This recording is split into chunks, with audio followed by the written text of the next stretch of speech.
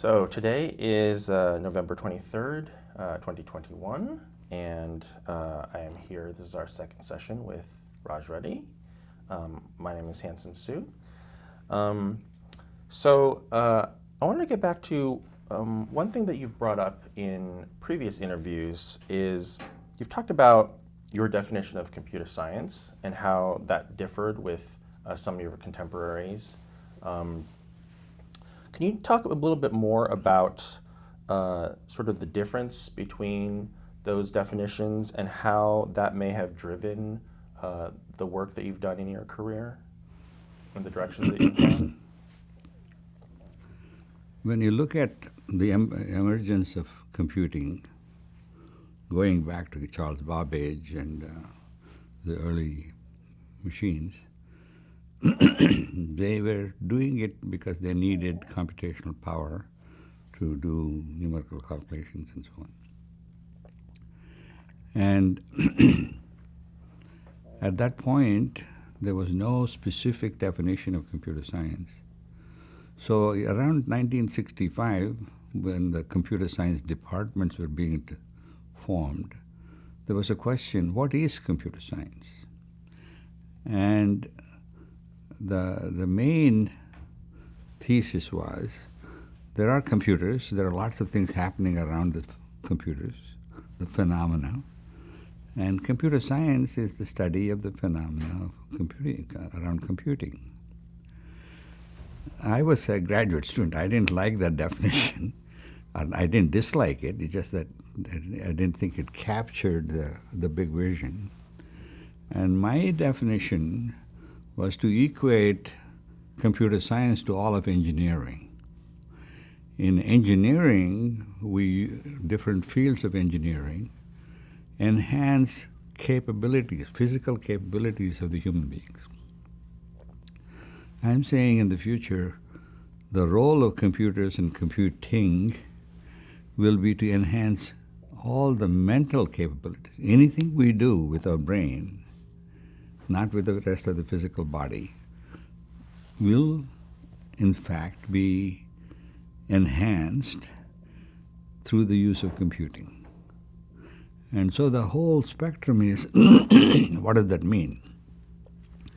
At that time, I didn't have any better definition, but looking back now, there are lots of things we do using our brain.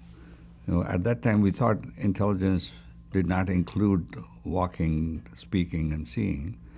Now we know it's actually an integral part of that, and 80% of the brain is occupied by these activities: walking, seeing, talking, speaking.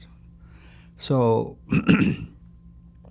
the bottom line for me was that any activity that human beings are involved in the future will get enhanced. They'll be able to, just like we had a car that made it possible for us to go 10 times faster to 20 times faster, or a plane and 100 times faster. Anything that we do mentally, using our mind, we will be able to enhance, do the things better. Now, in retrospect, it's even further beyond. It's what you might call superhuman capability. There are things that we don't know how to do, and we are able to imagine that we will be able to do those things in the future. Yeah, thank you.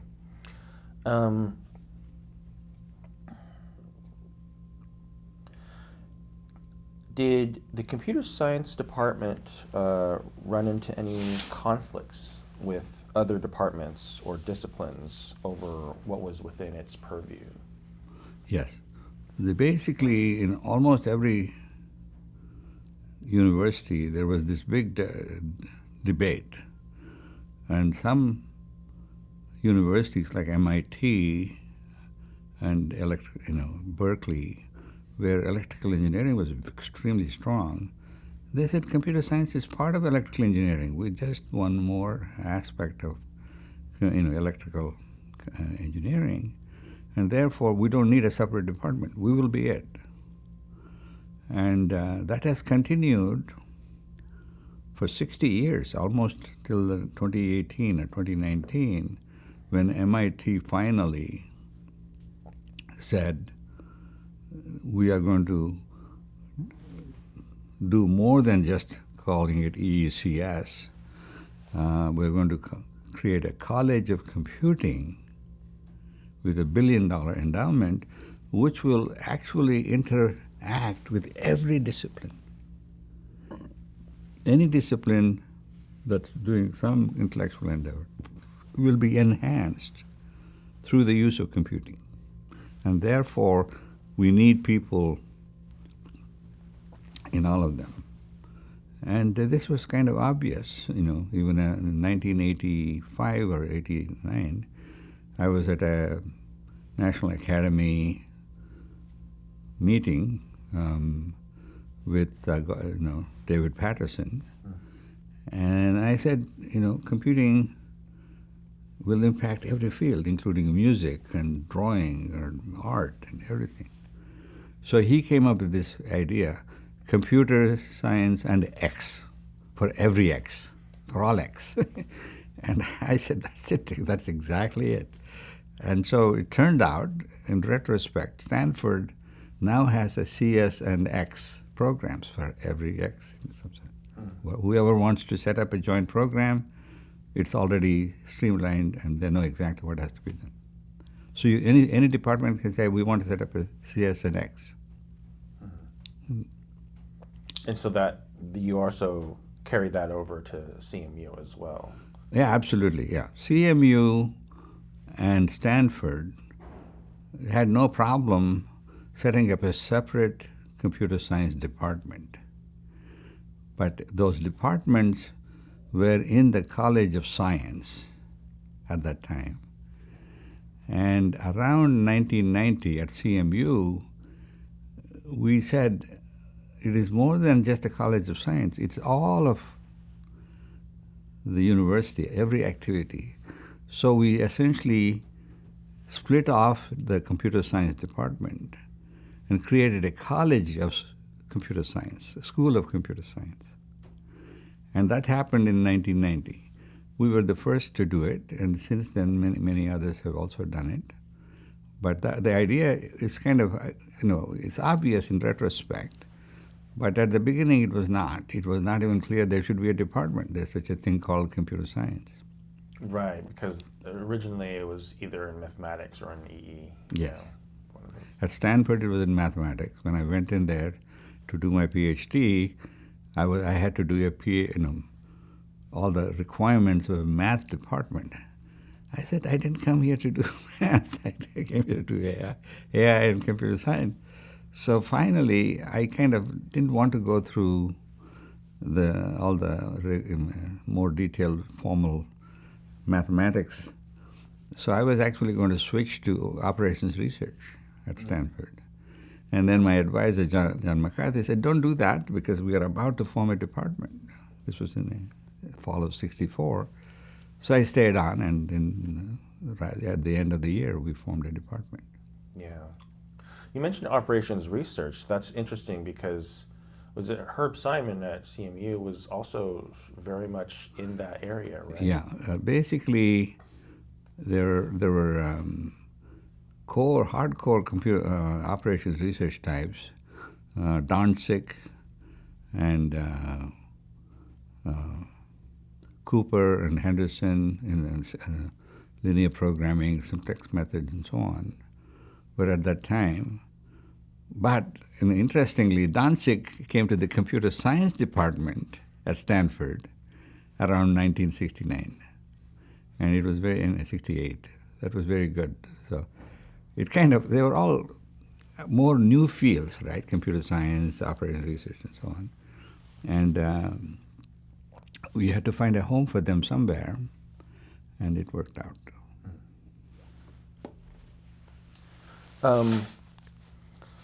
So you mentioned the CMU created the School of Computer Science in 1990. So was essentially when you became the dean, in 1991, you basically was the first dean of the School of Computer Science at CMU? I was the second dean. Nico Habermann, was the department head in computer science, and I was running robotics, a separate institute reporting straight to the provost. And when we decided to form a School of Computer Science, it was natural that Nico Habermann would be the dean. And then Nico came to me and said, do you mind if we merge robotics into School of Computing instead of leaving it as an... I said, absolutely, I believe in it. And so we merged that, and there's another entity called Machine Translation Center, Center for Machine Translation, Language Technology Institute, which in retrospect became very big. All of Google and everything else is human language technologies. Understanding and translating and summarizing human language turns out to be central, and it has created trillion-dollar businesses in retrospect. So that was also a separate entity. That we merged all the three of them into the School of Computer Science. And after that, in 90, then we added another 3 or 4 more departments. We added human-computer interaction as a separate department. I think in 92 or 93, we changed the name from Center for Machine Translation to Language Technology Institute about the same time. And then we created a center for data mining and discovery, which became Machine Learning Department in mid-20s, 2005 or so. And then most recently, around 2007 or 8, we added a department of computational biology. That's the first one where we have a old existing discipline kind of merging with computation to create. So that basically will become the norm for almost every discipline: computational mathematics, computational physics, computational chemistry, the usual department, but also computational music and computational drama. Everything there'll be add a computation in front of it or in the back of it, and then suddenly there's a new area of study. How you use computational methods, technology, to discover things that were not describable before. That's what the whole deep learning is telling us. There are patterns of knowledge in the big data that you can find from big data that cannot be discovered by the human mind. And for the first time, that has kind of proved to be very important. Yeah. So what sorts of challenges did you face, when you started as the dean? And what sorts of changes did you oversee? Well, you just mentioned some of the changes, but what are some of the other ones? I was very fortunate. Basically, I walked into a very supportive environment.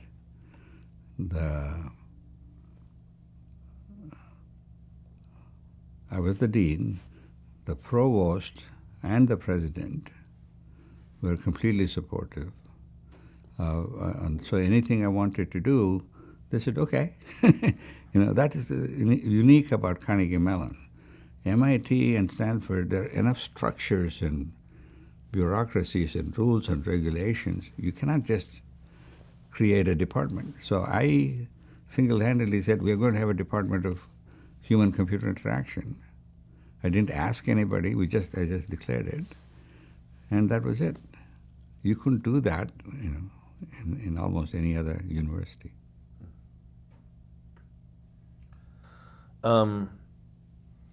So after your tenure ended in '99, how did you leave the college differently from when you left it, other than starting all these other departments? Yeah, basically, 2 or 3 important things happened. Number one, We have a college now with 6 departments. The 7th came after I left. And secondly, our size, when I started, in this Department of Computer Science in '69, we were 10 faculty members and 30 graduate students. That was it. Very small. And by the time I kind of became the dean, we were probably 30 faculty members and 100 students or something. But we had a robotics that was kind of doubling every few years, 8 years or 7, 8 years. And so by the time when I started as the dean, all these programs were kind of growing very rapidly. And in particular, robotics became much, much larger. So much so at this point, now 40 years later, 30 years after the forming of the school, we are now 300 and plus faculty members and 2,000 students, in all the graduate, maybe half of them are graduate programs, masters and PhDs. So it's kind of changed significantly. I don't remember exactly it's not so much when I left, it's the continuous acceleration of the growth of the department. So around that time, we started a minor in computer. We started a undergraduate program in computer science. Was started around that time. What year was that? That was in around 91. 91. Okay. 92. And so that late? Yes. Wow. Because we were only a PhD program. And they wanted us to change to. But we said, in order to do that, we need a lot more resources. And they said, we don't have any resources. So ultimately, there was so much pressure from the students because they said, we don't want to get a BS in mathematics or electrical engineering. We want a computer science degree. And so ultimately, now we have 2 or 3 different undergraduate degrees in School of Computing. We have this undergraduate degree in artificial intelligence. We have an undergraduate degree in human-computer interaction, in addition to undergraduate degree in computer science. Wow. And all of them are kind of growing, and it turned out there's so much demand. Many of the students we rejected are admitted into MIT and Harvard because they have a much larger pool. So in the last 2-3 years, CMU also relaxed the size restrictions on School of Computer Science. And now we are almost 50% larger than 2 years ago. Wow. Mainly because there's so much demand. We were rejecting people, very high caliber people, on some trivial grounds. That didn't make sense. Wow. Let me skip over here. Let's go back in time a little bit, and let's talk about the Stanford arm and the demo that you did in 1968. Right. What about it? Yeah. So, what were you? How did you get into that project? Yeah. And was the arm already going before you joined the project? So basically, I was part of the AI group or AI lab, headed by John McCarthy, and Ed Feigenbaum was the deputy director of the lab. And so I was a student till '66. I was the first PhD in AI in computer science in 1966, and Stanford hired me as an assistant professor. So this was '66. During that period, we had 3 different research groups, among other things. One of them was speech, computers that you can speak to and to obey commands. The second one was vision, to see and understand and analyze an image and detect locations. And the third one was a manipulator that could do things. So all these things were actually already at work in 1966. And by 1998, all of them were doing by themselves. By 68. Yeah. At that time, Les Ernest, who was the kind of executive director of the AI labs there, said, why don't we put it all together into a demo? And we thought we could do it in a week, as usual.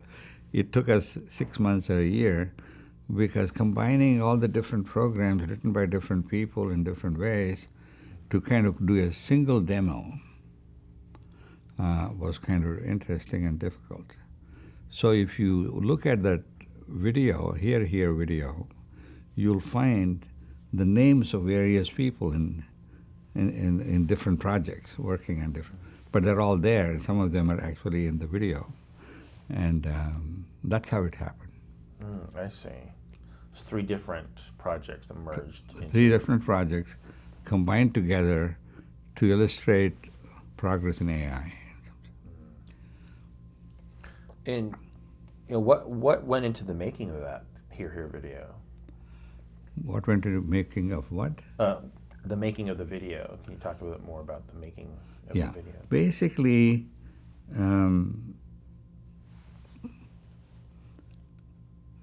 there was a culture in the AI lab to create short videos to demonstrate. The video technology was not there. There was no VCRs, nothing was there. So to demonstrate the things, we would make a 16 millimeter film, right? And so I believe there were 1 or 2 small demonstrations of using 16 millimeter film. And there was a group at Stanford communication department, filmmaking department, which was interested in getting some of their people interested in doing something. So we had a natural confluence, and they came over, and then we worked together. The idea is to make a technical documentary which is easy for ordinary people to understand without diluting the technology of what it's trying to do. So it was kind of an interesting challenge. It still is, that is the biggest challenge, in no matter what area you pick up in AI or computer science, making it understandable by non-experts, people, ordinary citizens, becomes very important. Yeah, that's definitely still a challenge. Let's move on a little bit. So we talked a little bit about Hearsay last time, but I'd like to go back to the beginning of the project. Can you tell us about how Hearsay began? Yeah. So basically, at that time, everybody believed there is either knowledge about something on how to do something, or no knowledge. If there's no knowledge, then you have to kind of do trial and error, like a puzzle or a chess, or you can play chess without any knowledge just by trying out all the different moves.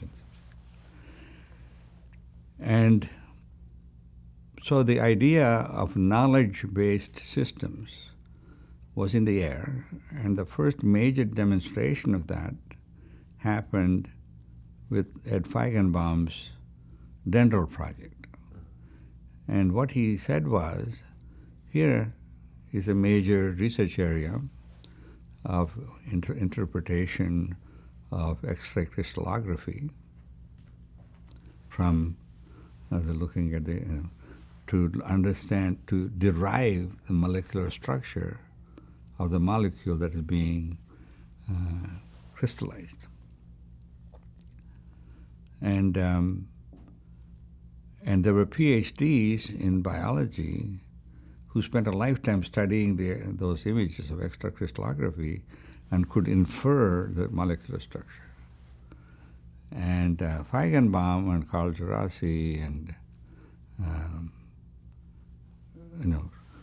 two or three others, so basically said we should be able to understand exactly what they're doing and capture that knowledge into rules, and then let the rules determine what structure might be there based on the data they're looking at. So this whole area of knowledge-based systems, where you're extracting the knowledge, a knowledge engineer was someone who talked to the experts, extracted the knowledge, and put it into a rule-based system, which rules, when applied to the same data, would result in same or similar result.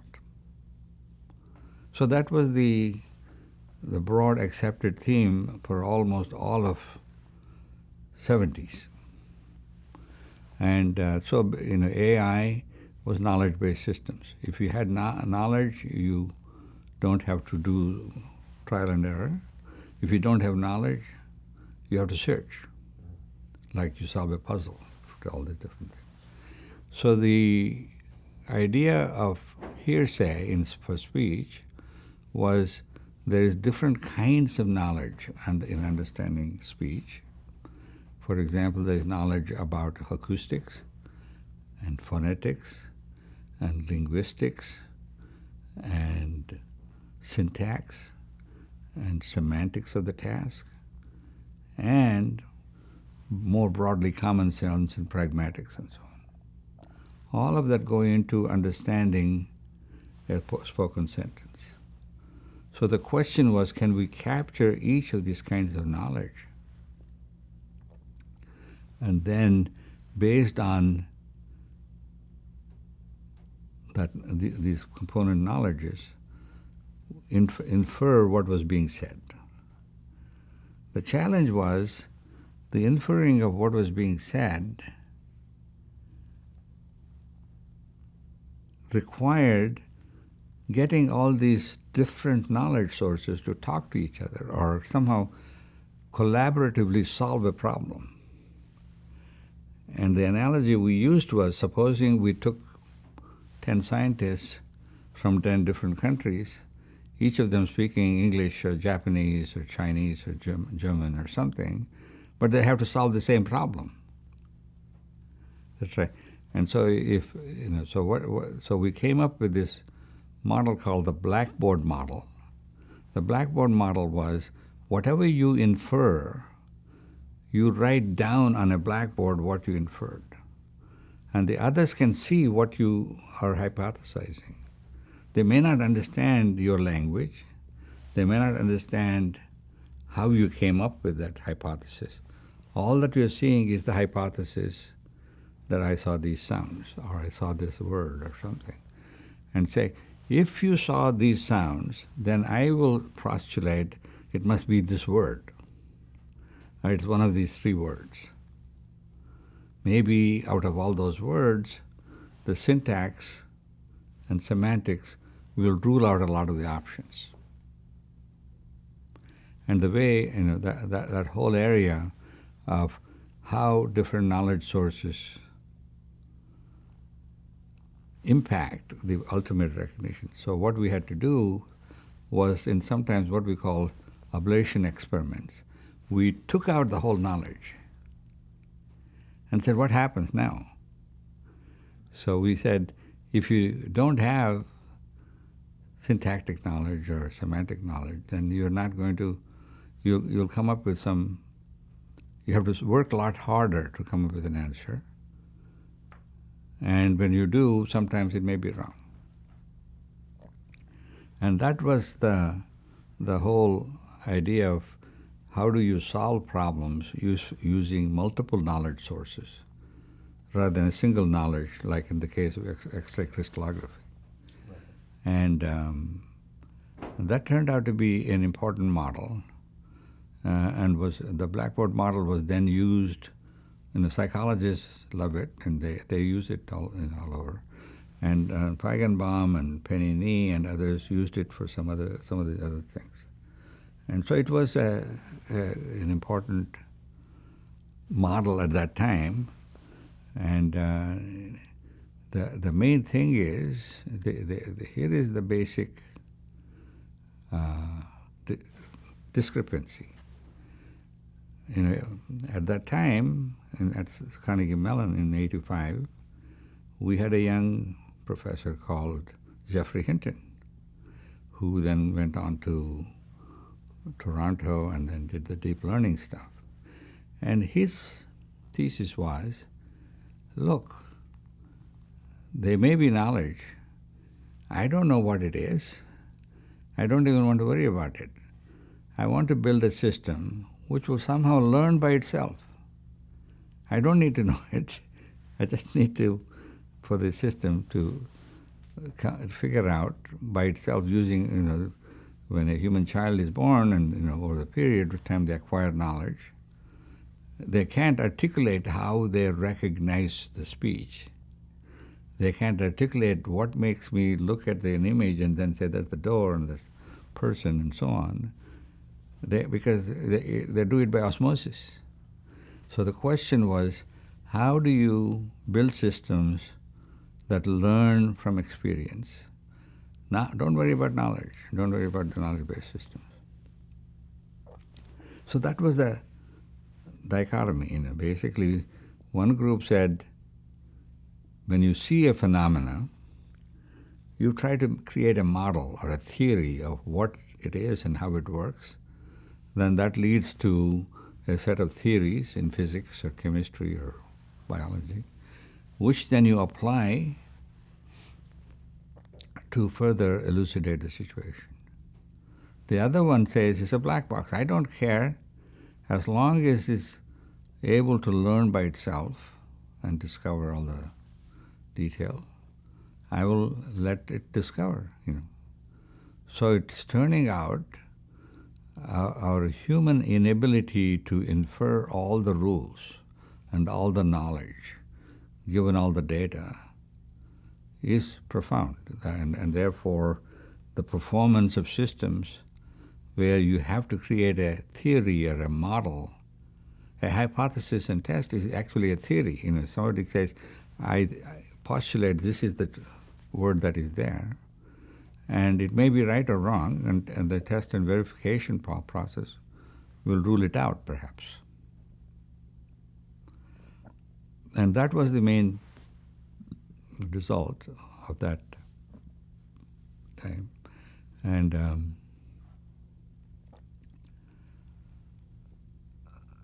so I would say at this point we are still up in the air. We know just by using deep learning and machine learning, we can learn lots of things and actually do things. However, we also don't yet know how to use that methodology and that technology to learn things that human beings seem to learn. So, for example, I can show you some example and say, this is this, right? Only once. I don't give you a million examples of that. With single example, what is now being called one-shot learning and a few-shot learning, you can actually learn the stuff. And people are beginning to experiment with those kinds of things. There are other things that we do. We learn from teachers. A teacher kind of gets up and says, this is true. Here is how you do the addition or multiplication. And then you learn from that. And we learn by mistakes. When you make a mistake, and so all of those kinds of learning are not yet practicable in deep learning structure. But I'm hoping we will come up with new methods and new methodologies that will encompass all of that within the overall framework of learning from big data, right? We don't yet know how. You cannot form theories or you cannot form knowledge without data. And then the main thing that's currently missing in the deep learning methodology is when you learn some knowledge, that must be transferable to somebody else. In psychology, it's called chunking. When you kind of keep learning things, A, B, C, D, E, F, G, it becomes one chunk. Now, if I tell you to say the same thing in reverse order, G, F, we have never practiced it, so it's very difficult to say it backwards. So we have to think and work out and so it's much longer, takes much longer. And this is what Daniel Kahneman, who got the Nobel Prize, so thinking fast and thinking slow is about, namely, when you form a chunk, when you take some knowledge and form a chunk, then you can retrieve the whole chunk at once. Don't have to. And we don't yet know how to do that in deep learning. We do form chunks, and we do actually use them, but what we haven't yet figured out is how to kind of make that into a piece of knowledge that other people can use. If everybody has to go through the same experiences and learn the same things, that may be more difficult. Getting back to Hearsay, so Hearsay was the first application of knowledge-based AI in speech. Yes. Understanding. Okay. Yeah. Basically, even as we were doing it, there were people like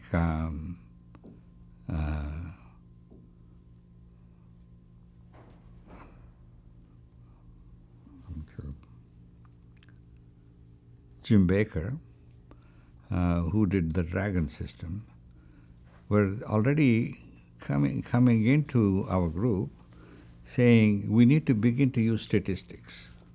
We agreed on that. Not necessarily deep learning type statistics, but using statistics like Bayes rules and conditional probabilities and so on. So, but there the statistics were used narrowly in the sense of only the acoustic data was statistically modeled to kind of be able to infer what is being said. And that's what we call signal to symbol transformation. But from there, going to all the other steps, word formation, phrases, and recognition, we didn't do anything more. But the whole thing was already, so we were using statistics and distributions and so on in speech as early as 73, 74. Jim Baker came there to CMU in 73. So my suspicion is, and Kai-Fu Lee's thesis kind of demonstrated the power of it. But what he said was, until that time, people built systems that are what we call speaker-specific recognition systems. You had to train it with your voice, and then it became good. And he said, you don't need to do that. Give me enough data, I will train it for all the voices. And I will statistically model what is being seen, and then I'll build a speaker-independent recognition system, which is what he did. That was in 87, right? It took another 10 years. And so all these systems simply said, yes, at a broad level, there are all these different kinds of knowledge, but at the lowest level,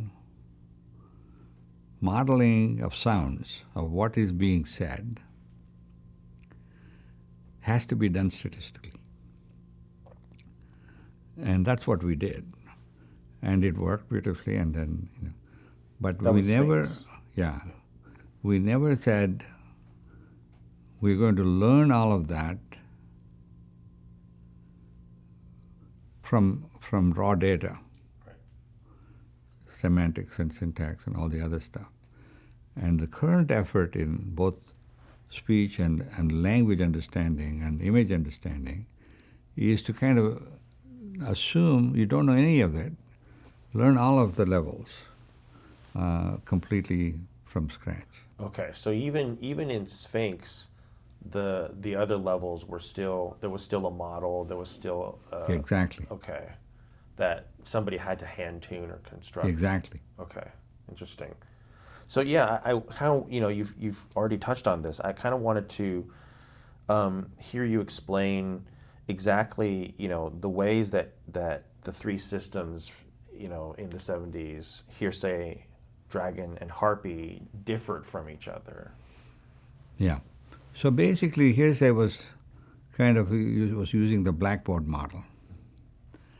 What Jim Baker did was, he said, I need to be able to search the space, so I'm going to map it into a single graph. So what he did was, he took the words and then mapped each word into sounds in the lexicon, and then created a bigger graph. That's what in the Harpy video it shows. In the word graph can be converted to a sound graph by simply replacing each word by the component subgraph of the sounds. And then what Harpy system did is what in Jim Baker's system, you had to kind of do exhaustive Harpy search. or Dragon? Yeah, I'm sorry. Hearsay and Dragon and Harpy. Okay. Now, Hearsay was Blackboard model. Right. Dragon was a graph model. Right. And it had to search the graph.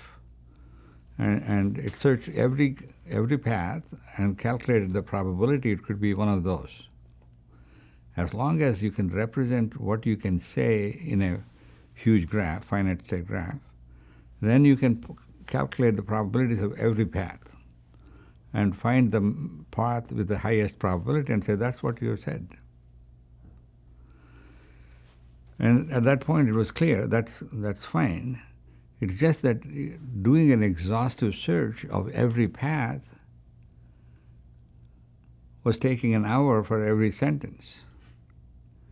In those days, the computers were too slow, But even, and that was not acceptable. We needed a real-time system, something that would work with it. So what Harpy system did is, I'm not going to do an exhaustive search. I'm not going to give you the best path. I'm going to find the good enough solution, and which may be correct, which may be occasionally wrong. I'm not finding the optimal solution. This happens in economics and statistics everywhere. People want optimal results. And then there are others that say human beings don't optimize, they satisfy.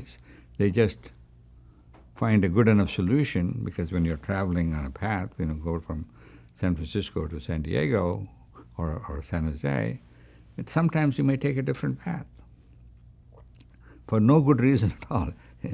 You're somewhere and so exactly which path you take may appear to be, even if it is not optimal, it's good enough. So we in human beings do this all the time. It's kind of like bounded rationality, right? Yes. Yeah. And basically what bounded rationality of Herb Simon says is that human beings, given all this knowledge, all this data, are incapable of analyzing everything to come up with an optimal solution. So what they do is bounded rationality, or essentially find a good enough path, good enough solution. That's what Harpy system did. We introduced the concept called beam search, where at every stage it would say, I'm not going to look at 1,000 different paths. I'd look at top 10%. I'll throw away the rest.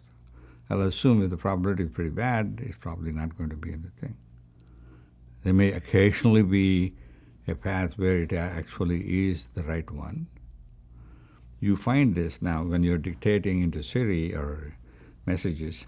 Sometimes it'll recognize something, and then at the end, it'll come back and change some word here. And you might say, what the hell happened? Because it actually then recomputed all the probabilities using the latest language model, GPT-3, and says, oh, that must be, this is more likely to be path. So that's, I think, what happened at that time. Right. Okay. And so you mentioned, the Hearsay used the Blackboard model. That was an advance in the second version of Hearsay, correct?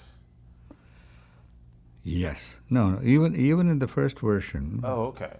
We used it, except in this first version, it was more of a simplified Blackboard model. Okay.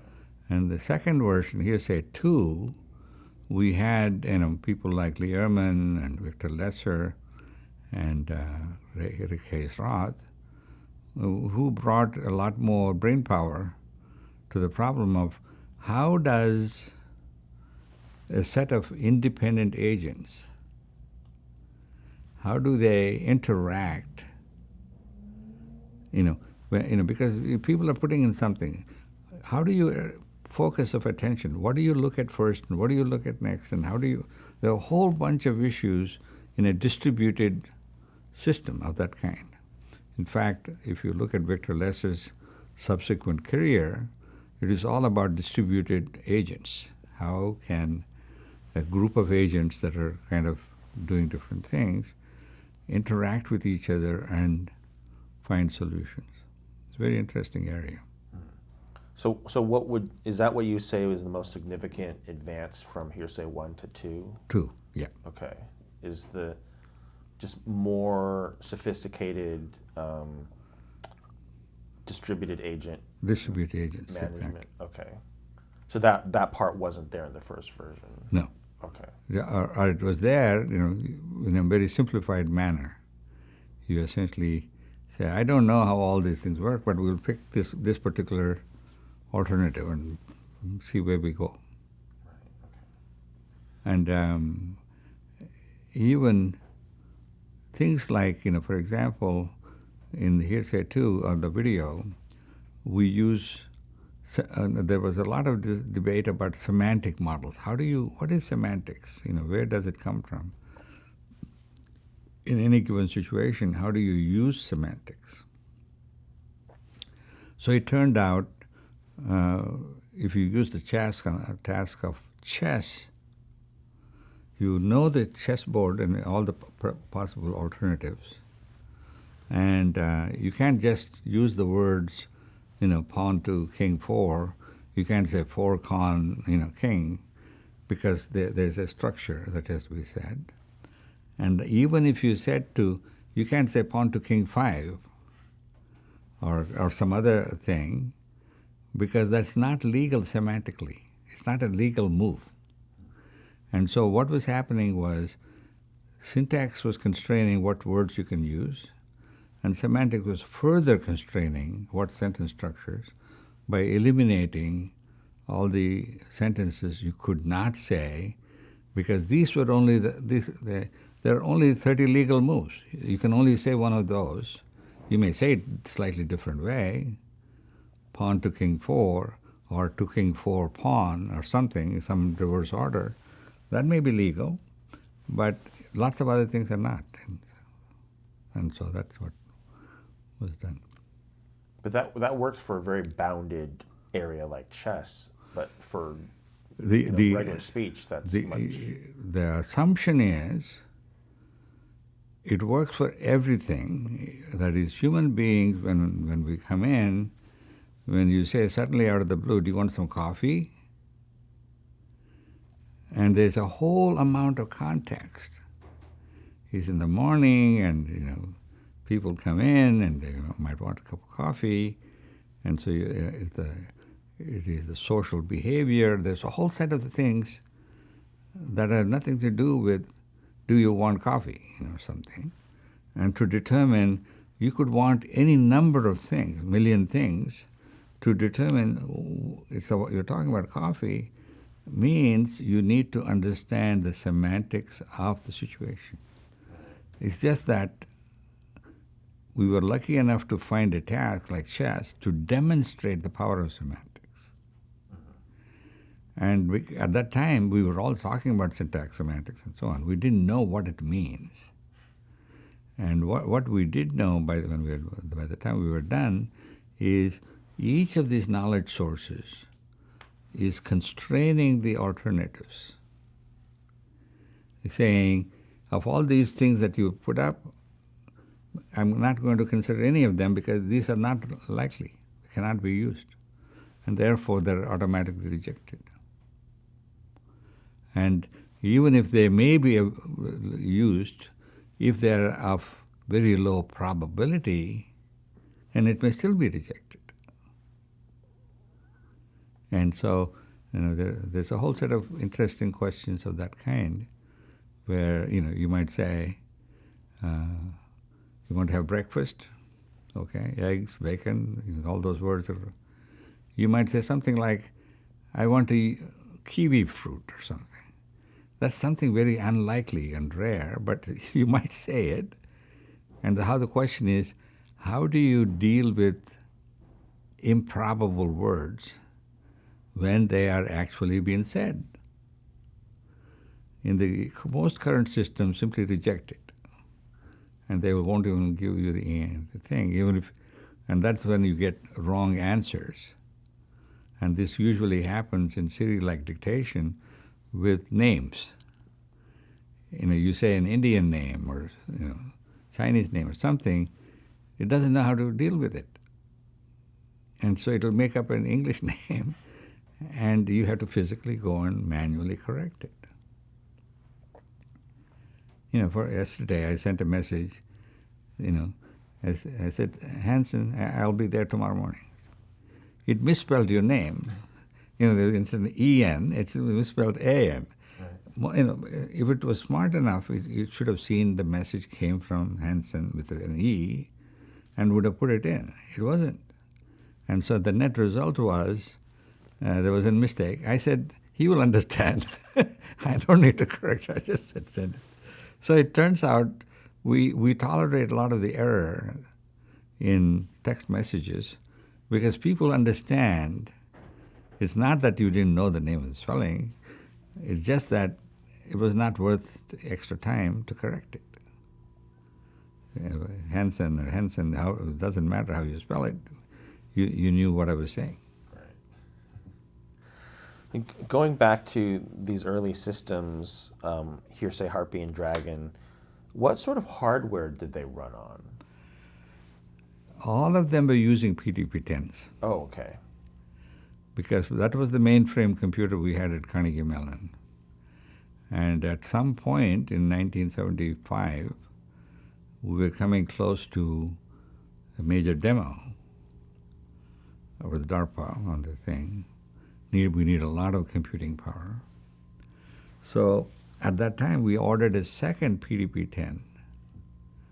Alan Newell, bless his heart, kind of said, we're not going to put it in public distribution for everybody else to use the second PDP-10. It'll be only for the speech group for 1 year. After that, so we had enough computing that there's in the history there's a story in Bell Labs where Vishnu et al. Needed a lot of a supercomputer to debug his cell phone protocol.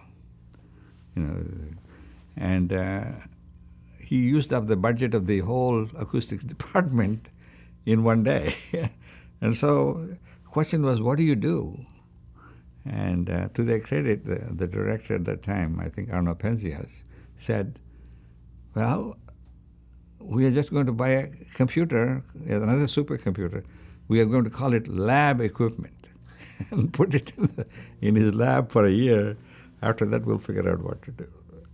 So people understand the requirements of needs of research. When you're kind of hot on a trail, you cannot be restricted by rules and budgets and other things. That's an amazing thing. That is true in the United States, not true in most of the countries, where they're all rigid. They have rules. They have to follow the rules. Germany, Russia, and so on. It is impossible. And what sorts of programming languages were used for these systems? At that time, we were using Lisp. Lisp was too slow, so we had to write most of the things in programming languages of the day that was available for PDP-10. I forget now. There was a language called Bliss. I don't think we used Bliss, but we used, some of the other languages. And the one we used was some variant of Algol that was actually done at Stanford by Dan Swinehart, and we imported it and used that. And Sail? Could be. I forget the name. I think it may be Sail. Okay. No, that's interesting. I'm going to move on a little bit to. So I think Alan Kay told us that Bruce Lowry's involvement in speech was purely accidental. Is that correct? No, it was not so much accidental. He was a PhD student, and I said to him, your thesis is to figure out how to make Dragon system 100 times faster. And he was kind of trying to look at different things. And then we both looked at where, it was actually trying all these alternatives. And at that point, that was the bottleneck. And I said, Bruce, I think you should just ignore 90% and follow the rest. And then he implemented that and refined it. And so that's what usually happens with PhD students. Namely, they are the ones that take your little bit of an idea or which may work, may not work. They take it and run with it. And he was the one that did it. Can you talk about Alex Weibel and Janice? Yeah. Alex Weibel was one of our PhD students. He came from MIT. And unlike others, he needed a job. And I said, okay.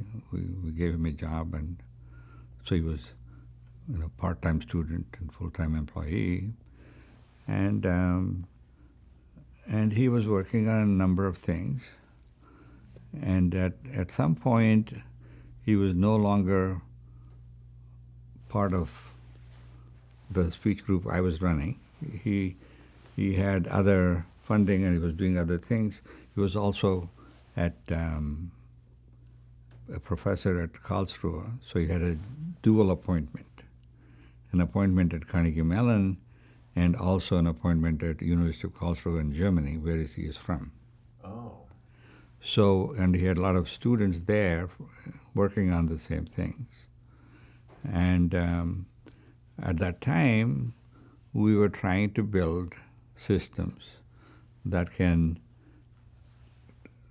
take in, and it came in because of the problems they were experiencing among the troops. They would land in Yugoslavia, and it's one of the different, half a dozen countries there, each speaking different language. And the soldiers didn't know how to speak the language, and they needed even simple translation. So the question was, can you build a system where you can speak in English, and the system would translate the simple phrases into the local language? And so one of the systems that was built was by Alex Weibel to do speech-to-speech translation on a very limited scale. Even now, there are systems that do, I speak a whole lecture or something, it will translate it, and into English to Chinese, English to Japanese, and so on, and other languages. But it is not that great. It makes some mistakes, but more importantly, the errors it makes are not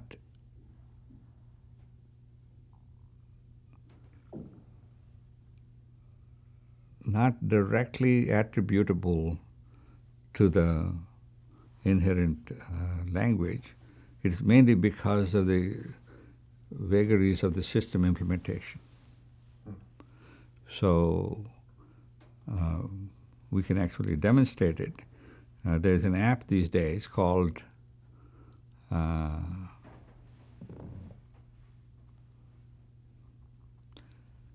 forget now, I'll look it up on the phone, where you can actually speak in any language in a meeting, and it'll translate it to individual languages of all the other people automatically. But not that good. It makes lots of errors. But it's good enough, so if you already know the subject of the meeting and what other people are saying, you know the language a little bit, you understood most of it, and then you still, if you had access to it, it's easier. And that's what is interesting about that. So how did Janus work? That I don't know. Okay. Broadly I know, namely, it's just a question of recognizing the speech, translating the phrase, and then synthesizing. That means you have to build models of text-to-speech synthesis, speech-to-text recognition, and translation. Each one of them, if you limit the phrases that you can say, you can do a reasonable bit of translation. And but how specifically they implemented it, and languages, and I don't know that detail.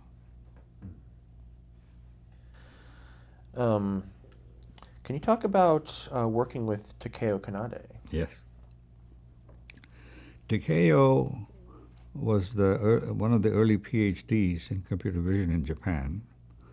He was a PhD from University of Kyoto, and his thesis was on face recognition. I had a student at Stanford at that time, Mike Kelly, who was also working on face recognition. And the implementation of Takeo was much better. The results were much better. And so I was at a workshop in Kyoto in 1973. When I saw his work, I said, "This is great." So a year or 2 years later, I invited him to come to Carnegie Mellon, and then he came and spent a year or 2 years, and then went back. So again, in this time around, I said, "Why don't you just come back here permanently?" And so I think it was 1979 when he came permanently to, because he was doing much better work in computer vision than I was capable of at that time. I was not so much dabbling in it. It was getting more and more physics-oriented. You had to kind of understand the physics of imaging and reflections and all those things. So the entire time you also had done a little bit of computer vision? Oh yeah, I've been doing computer vision.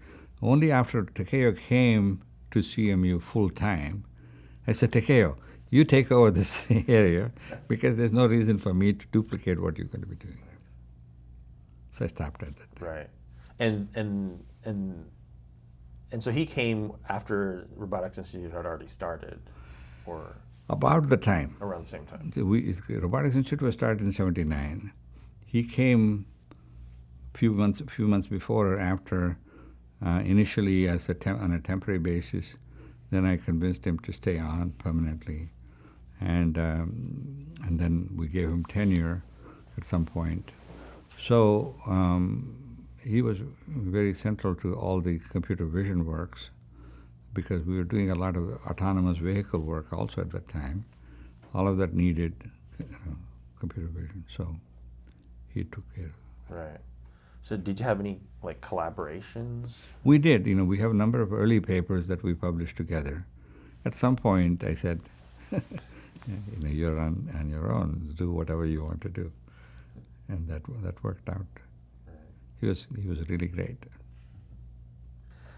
Can you talk about Manuela Veloso? Yeah. Manuela Veloso was a student of Jaime Carbonell. Manuela had already done advanced work in Portugal in computing and related areas, but she was an electrical engineering student. So she came in, and her husband is Jose Mora. Both of them came, and he came as a professor or into electrical engineering department, and she came in into computer science. She did her PhD with Jaime Carbonell on machine learning, and she was very good at that time already. But she was also a more mature scientist. She was, maybe 5 years older than other graduate students. And so she was, when she finished her PhD, Jaime recommended that we hire her as an assistant professor, which we did. And then she kind of graduated to full professor. And I think at some point, maybe 2010 or something, we kind of elevated her to the rank of university professor. And then she became the head of the Department of Machine Learning at some point. Now she's at J.P. Morgan as their chief AI scientist for J.P. Morgan. And doing very well. And they're all, for a change, basically when human AI researchers do work, you can't put a monetary value on it, how important it is.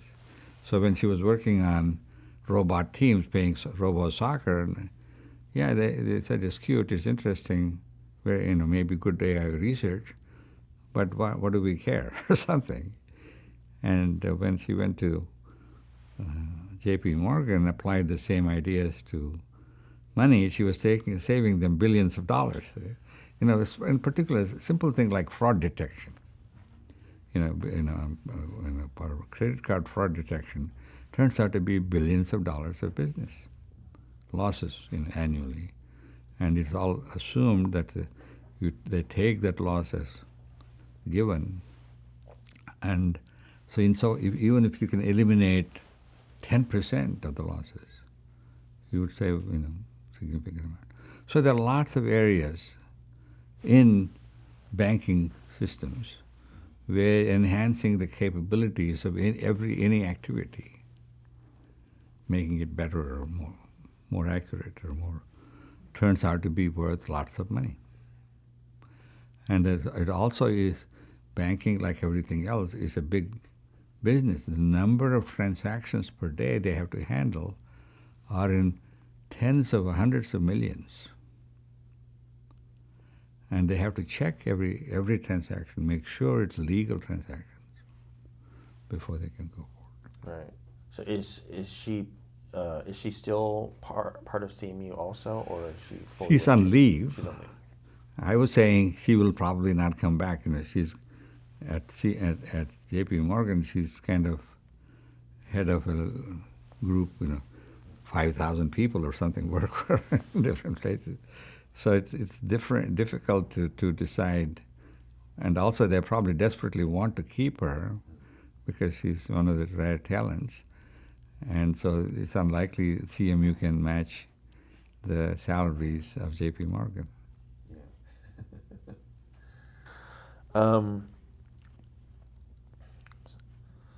So let's see, more about for the major areas of research at Robotics Institute. So obviously autonomous vehicles, major one, computer vision, pretty big. What are the other sort of major focuses of research? Language technology, right? In all aspects of language. So also part of Robotics Institute. Yeah, it was not part of robotics, but it was School of Computer Science. Okay, right. Separate department. It was called Language Technology Institute, Right. a separate department. Right. But Robotics Institute itself, what are the major areas of research? In robotics, Institute, we started with two major areas. One is at autonomous manufacturing, where the factories would keep running with no people, with autonomic and so on, and autonomous vehicles. Those are the two broad areas we started with in 1979. Later on, we added medical robotics, hip replacement surgery, and all kinds of things related to vision and medical. And then we also added a number of other components, design of, for example, how it shows it does snake robots, and design of different kinds of robotic manipulators and autonomous vehicles. We started earlier with three kinds of autonomous vehicles. There's land vehicles, and there are autonomous sea vehicles and autonomous air vehicles. Another student working with Takeo Kanade built an autonomous helicopter that was used in the 3 Mile Island, in the 9/11 Johnstown disaster. There was kind of nobody knew what to do because the whole area was blocked off, and so you had to kind of look at it. So the autonomous helicopter was going to be able to image and send back the data for the thing, and that was done by a student of Takeo Kanade. And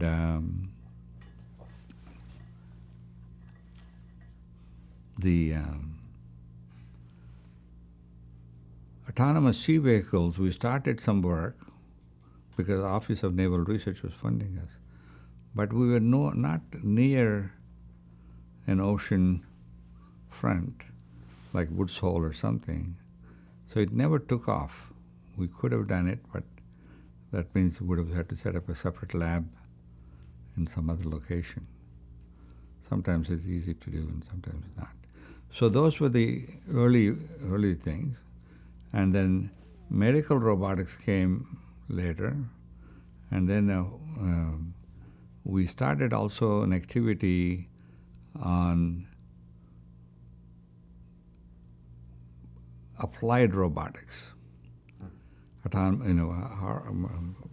Robotics for harvesting and robotics for going into hazardous areas like volcanoes, and robotics for, it's called field robotics. Red Whitaker was in charge of that lab, and so they went to Atacama Desert, and then they also went to some volcano in Antarctica, where they tried to kind of go. And so there's a whole set of work of that kind, mainly coming from space research. Basically, they wanted to simulate conditions in space to test out the ability of the robots to survive in that environment.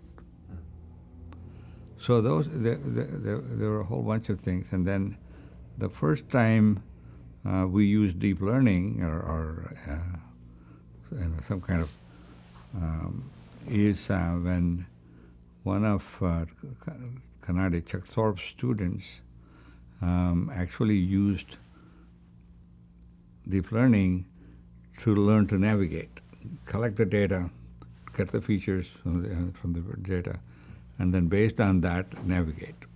So learning which way to go automatically at speeds of 60 miles an hour turned out to be important. The name of the student is the tip of my tongue, but I can look it up later.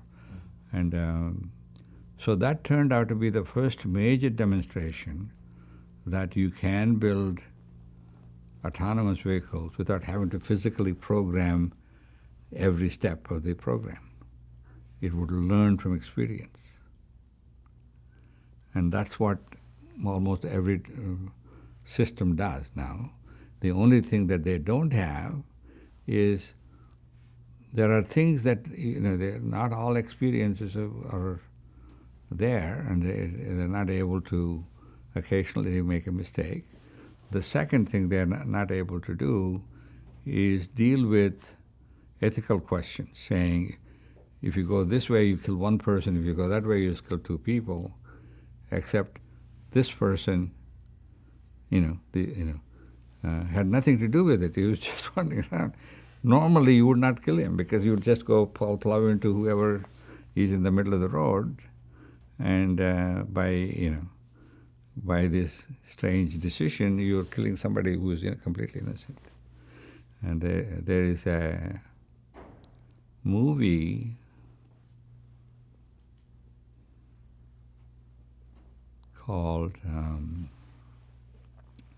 Eye in the Sky. Oh, okay. Which had to make the decision. The drone warfare, remote. Yeah. Yeah. So basically, they had to make this decision, saying whether to kill this little girl, selling roti or something, some bread, or permit some major terrorist act had to happen. If you don't kill the terrorist at that point time, and which would also, as a side effect, kill the girl, instead, if you let him go, he would go and blow up 90 people. And he was getting ready to do it. I think it's called Eye in the Sky, something like that. And Helen Mirren is in the Yeah, Alan Rickman too, I remember. Yeah. So that's the kind of thing where you have all those issues are even now undecidable. It's up to, somebody has to make a rule, and people will say, what gives him the right to make up that kind of a rule? Maybe the other one is right in this case. And so it turns out, again, it's a question of context and semantics. I think there's an example in that book, 7 Habits of Highly Effective People, where there's these kids in the subway running all over the place, and not being controlled by the father. And the other people got all upset, saying, why is the father not controlling these kids? And then he says, we just came from seeing my wife die. It just, happened. They're just not in a position. So given that context, people are willing to forgive them. So that's what you see. Yeah. Can you talk about Chuck Thorpe? Chuck? Thorpe? Chuck Thorpe, yeah. Chuck was one of our early PhDs, so I think maybe in robotics. He may have gotten the degree in computer science. He was your student? Or? He was my student, and then I handed him off to Takeo. Okay. So he's kind of our joint student. And then we hired him on the faculty, he went on to become the third or the director of Robotics Institute. So Chuck was one of Takeo Kanade, one of our students working in the autonomous vehicle area. And there are a number of videos of his, you might have gotten some of them, that kind of has him and his students with Alan Alda or somebody, demonstrating the whole thing. And after that, he became the head of robotics. And then, when we opened the CMU campus in Doha, he was kind of asked on my recommendation to go and be the first dean because he comes from a background where he grew up in Africa somewhere. And so he understands the issues that you kind of come up with. We were discussing Chuck Thorpe. Mm-hmm. Chuck Thorpe then went on to be the dean of the CMU Qatar campus, which we set up, I think, in 2003. And he was there for, I think, almost 10 years. And then he came back. Then he was hired as the provost at Clarkson or some university up north. And I'm in touch with him maybe once every couple of years or something. Nothing new to talk about in the research domains. Right, I guess he's an administrator now. Yeah. You mentioned Red Whitaker before. Can you talk a little bit about his work? Yeah. Red is very unique in the Robotics Institute. And he is the one that has built a number of systems, robotic systems, that have gone on to have impact in a number of domains. And so basically, Red tends to be nonconformist, namely. And as a result, he was an assistant professor in the civil engineering department, and they didn't give him tenure because he didn't have enough publications. So I said, doesn't matter, I knew he was very good. So I hired him into the Robotics Institute in 83 or 84 as a research scientist, so I could just do it without having to get anybody's permission. And that was one of the best decisions I made at that time. And we had the work he was doing, and the other person that was interested in mobile systems is Hans Moravec. Right. Hans was, I knew Hans from Stanford, was a PhD student here and came to Pittsburgh in 82 or something, and I hired him to kind of continue the work on mobile robotics. And he did a very good job. He continues to do a good job. But the number of working systems that Red has been able to build and the cost was significantly lower than almost every other researcher that I know of. And that makes him very unique. He understands exactly what has to be done and how to do it and gets it done. At low cost. Very low cost. Yeah. The example I give is, when we got them both started, I gave Hans Moravec $200K and I gave Red $30K because I wasn't sure what the hell they were going to do.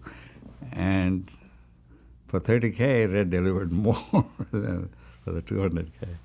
It's not that what Hans was doing was not good. It's just that he was very thorough in getting various things done, whereas Red knew how to engineer systems to make them work. Very unique capability. And Hans has made a pretty big impact too. Oh yes, Yeah. oh yes.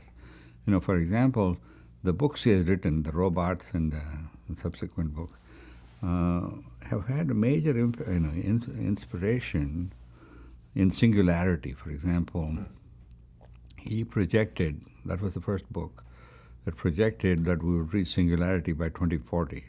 That is, we'll have computers that are faster, more powerful than the human brain. And Ray Kurzweil, who another, person, who he kind of took up on that idea and then expanded on it substantially. And in fact, I think later he has written a book called Singularity. And Ray turned out to be a major figure in AI and AI research on building systems. He also had kind of different path in the career, whereas people like me are kind of traditionally, we go into an academic environment to stay there, and whereas Ray has built several business companies and sold them, and then I think now he's working for Google as a fellow or something. I don't know exactly where he is and what he's doing, but I'm sure. Well, one of his companies, Kurzweil's companies, was speech, right? Yes. Yeah. And he sold it to Lenat and Harpy, who then bought Dragon Systems for significant money. Unfortunately, they and also Baker's company went through this Enron problem. Books were cooked, and as a result, Baker's lost most of the money that they made. Wow. Oh, I didn't know that there was wow. Okay. The Dragon Systems were sold to Lenat and Harpy, and instead of taking cash, which they were offered, they took it all in stock. They could have taken 50-50 or something. But in retrospect, turned out that they would have been better off. And there's nothing you can do when somebody cooks the books. There's no amount of scrutiny that will tell you. Especially if you're mainly a technical person like Jim Baker and Janet Baker, and you're not used to all the shenanigans that accountants can do. And so ultimately it blew up on everybody's face. Wow. And part of the issue was Goldman Sachs should have given them the right advice. They didn't.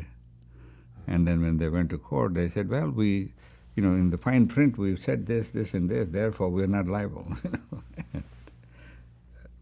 It's too bad. Yeah. It's happened. And Sebastian Thrun was also at CMU. Who? Sebastian Thrun? Yes. Was also. Sebastian is another very interesting case. He came to Germany, and I believe he got his PhD from CMU under Tom Mitchell, and he was there on the faculty and worked on a number of things. And he actually was broadly knowledgeable about what Red Whitaker was doing and all the other people doing in robotics, but he himself was not working on mobile systems at that time. But he knew about them. And what happened was, I think about 12 months or 18 months before the Grand Challenge thing, he was hired by Stanford because they were desperate to have someone in robotics. And he went in there, and then DARPA announced this Grand Challenge. So he said, yeah, we can do that. He understood all the things. He knew also all the postdocs and PhD students that were coming up from CMU, and he recruited some of them. And then he had a huge bunch of brilliant graduates and undergraduates at Stanford working on this project on a crash basis for 12 months. And they won the Urban Grand Challenge at that time. Actually, the Grand Challenge was won, and we were celebrating in this building downstairs. Not the Grand Challenge, but that was the year Vint Cerf and Bob Kahn won the Turing Award. And that celebration was here, and John Hennessy was here. And John Hennessy and I had this bet saying, what autonomous vehicles you'll be able to get one in 10 years or something. And I lost that bet in 2005. And 2007, when we had this celebration, was when Stanford won the Grand Challenge. And so John Hennessy says to me, I didn't think it would happen this fast or this soon. So even though he won the he won the bet too, but it was usually only 2 years most later. of my bets ultimately come true. Yeah. Whether it is 2 years later or 10 years later, it's just I tend to be optimistic in general, and whereas both Gordon and John Hennessy are much more pragmatic and realistic of what social systems can do in some sense. The surprising thing to me is you still cannot buy a fully autonomous vehicle from anybody. Tesla comes closest, right? And it drives itself, but it's not certified to be driven without a driver in the driver's seat. Yeah. So that's the problem. Yeah. So, so 2007 was the Urban Challenge. 2005 No. was the. No, I think it was, could be, yeah. 2005, whenever the year that Surf and, Windsurf and Bob Kahn won the Turing Award was the one that was the Grand Challenge. Right, okay. And that's 2 the years one- later, Yeah, that was the one that Sebastian Stern's car won. right. Yeah, Stanley won the first Grand Challenge, and then And the second one was 2007. seven, right. Urban Yeah. Challenge, but with Red Whitaker. Right, right. So. Yeah. It's interesting though. There's this rivalry between, basically two people. Both came out of CMU, but one had now gone to Stanford. Yeah. No, basically, when Sebastian was at CMU, he was one of the many bright roboticists. When he came to Stanford, he was the only major roboticist. And then he had all these other people he could attract saying, let's demonstrate to the world that we can do robotics. And so it was partly luck too. Basically, there was a design problem. There was one piece of hardware that didn't function. It was supposed to, the way it was worked. Otherwise, Highlander would have won the thing. And if you ever talk to Red, he will show you the hardware piece that malfunctioned. And these things happen. Yeah. Software. How did they feel about the competing against each other? Was there any? Yeah, I'm sure. I'm coaching? sure there's some amount of not animosity, but sour grapes. I should have won it. And the same thing happened in 2007. CMU won, and Sebastian Stern came number 2 or something. These things happen. It's not. And, we, basically, in retrospect, after 20, 30 years, nobody will care who won which one, because both of them were just the beginning. But as a historical landmark, it'll be there. But many of the historical landmarks never see the light of the day unless somebody digs in, like, if they read your oral history of somebody.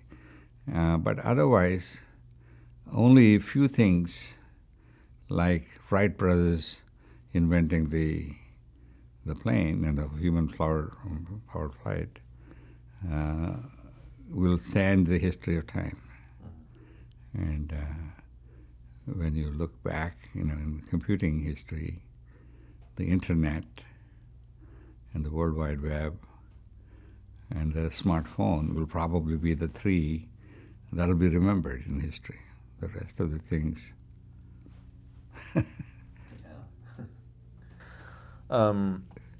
You mentioned, Gordon Bell coming to CMU. What was your relationship like, and did you collaborate at all?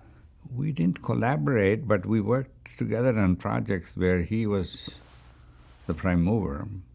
Gordon, So he was at CMU from what years again? I think he came into CMU in 68 or 67.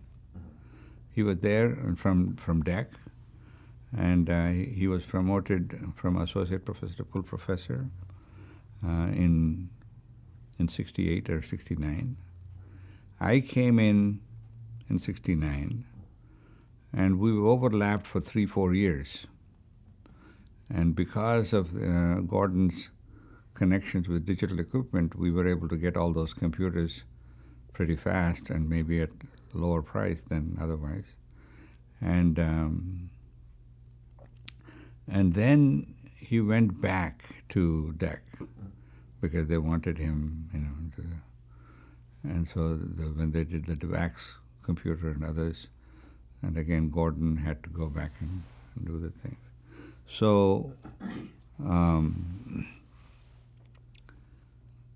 when Gordon was there at CMU, he had major impact on all the hardware projects and courses And among other things, he was able to get Newell, who's in AI, and to kind of work with him to build to write a book on computer architectures. Newell and the original book was Bell and Newell. Then the next editions were Bell, Newell, and Symbolic, and those books must still be around. If not, I can get you one from for the museums too. And the great thing that they did was took all the different architectures up to that point, like 1970, and then kind of organized them into various things. And they kind of said, you have to look at every computer from a PMS and IPS architecture. PMS is processors and memories and connections, interconnection. And PMS. ISP is instruction set processing. What instructions does it execute and how does it do it? Those are the two different orthogonal dimensions. So they organized all computers up to that point along those dimensions and explained how they differ from each other. It was a kind of a theoretical tour de force in computer architectures up to that point.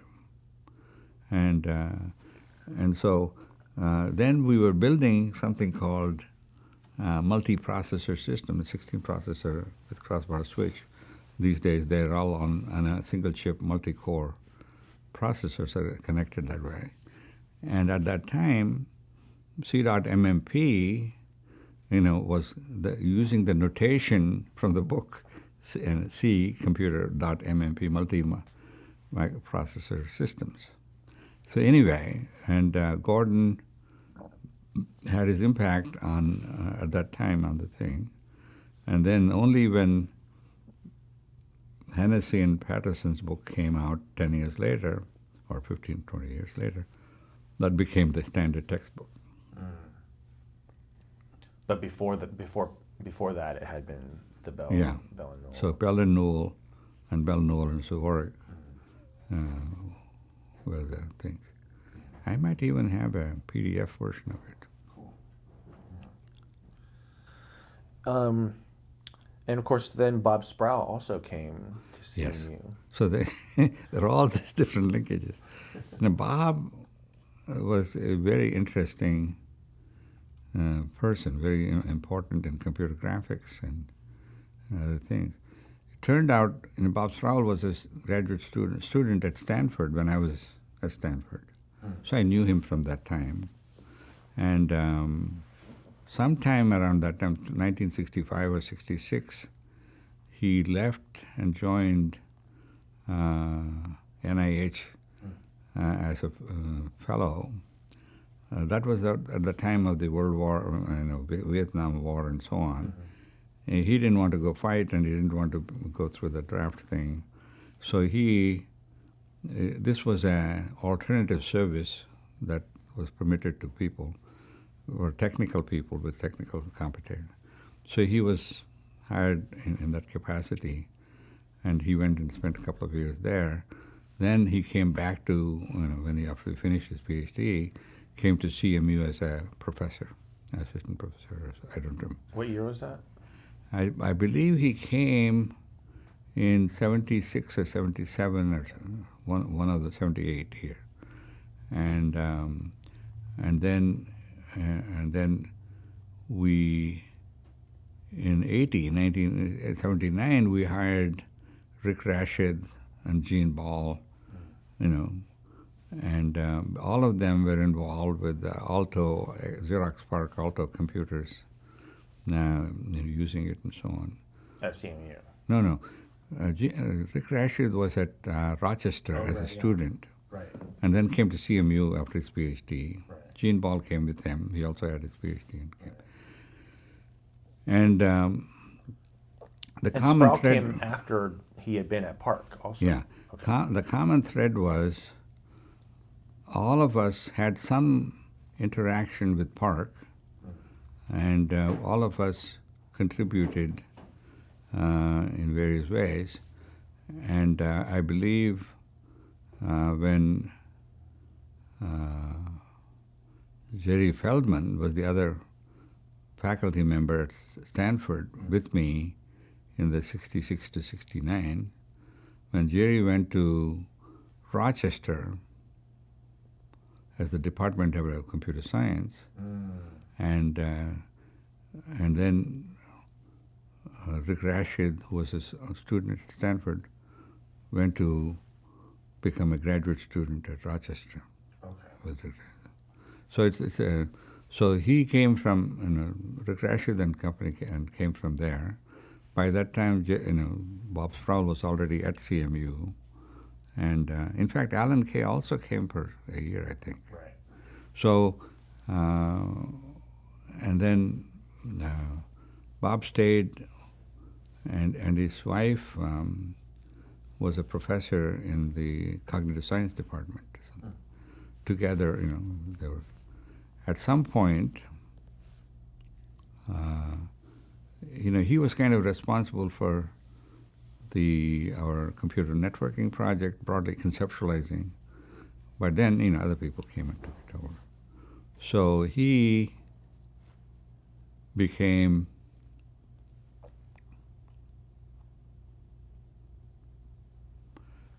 and then from there he went to Boston. Either he joined Sun Microsystems, is it? Some company in Boston. The reason they had to set up a lab in Boston because his wife was working there or something. Okay. So I lost touch with. I haven't lost touch. I still didn't, but I have lost touch with the career path of what he was following. Right. He and Ivan Sutherland were working closely together. Right. And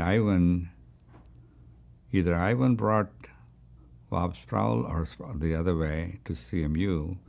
And so Ivan came to CMU, spent a year at the Robotics Institute, built his six-legged robot as an experiment in trying to build something all by himself in some sense.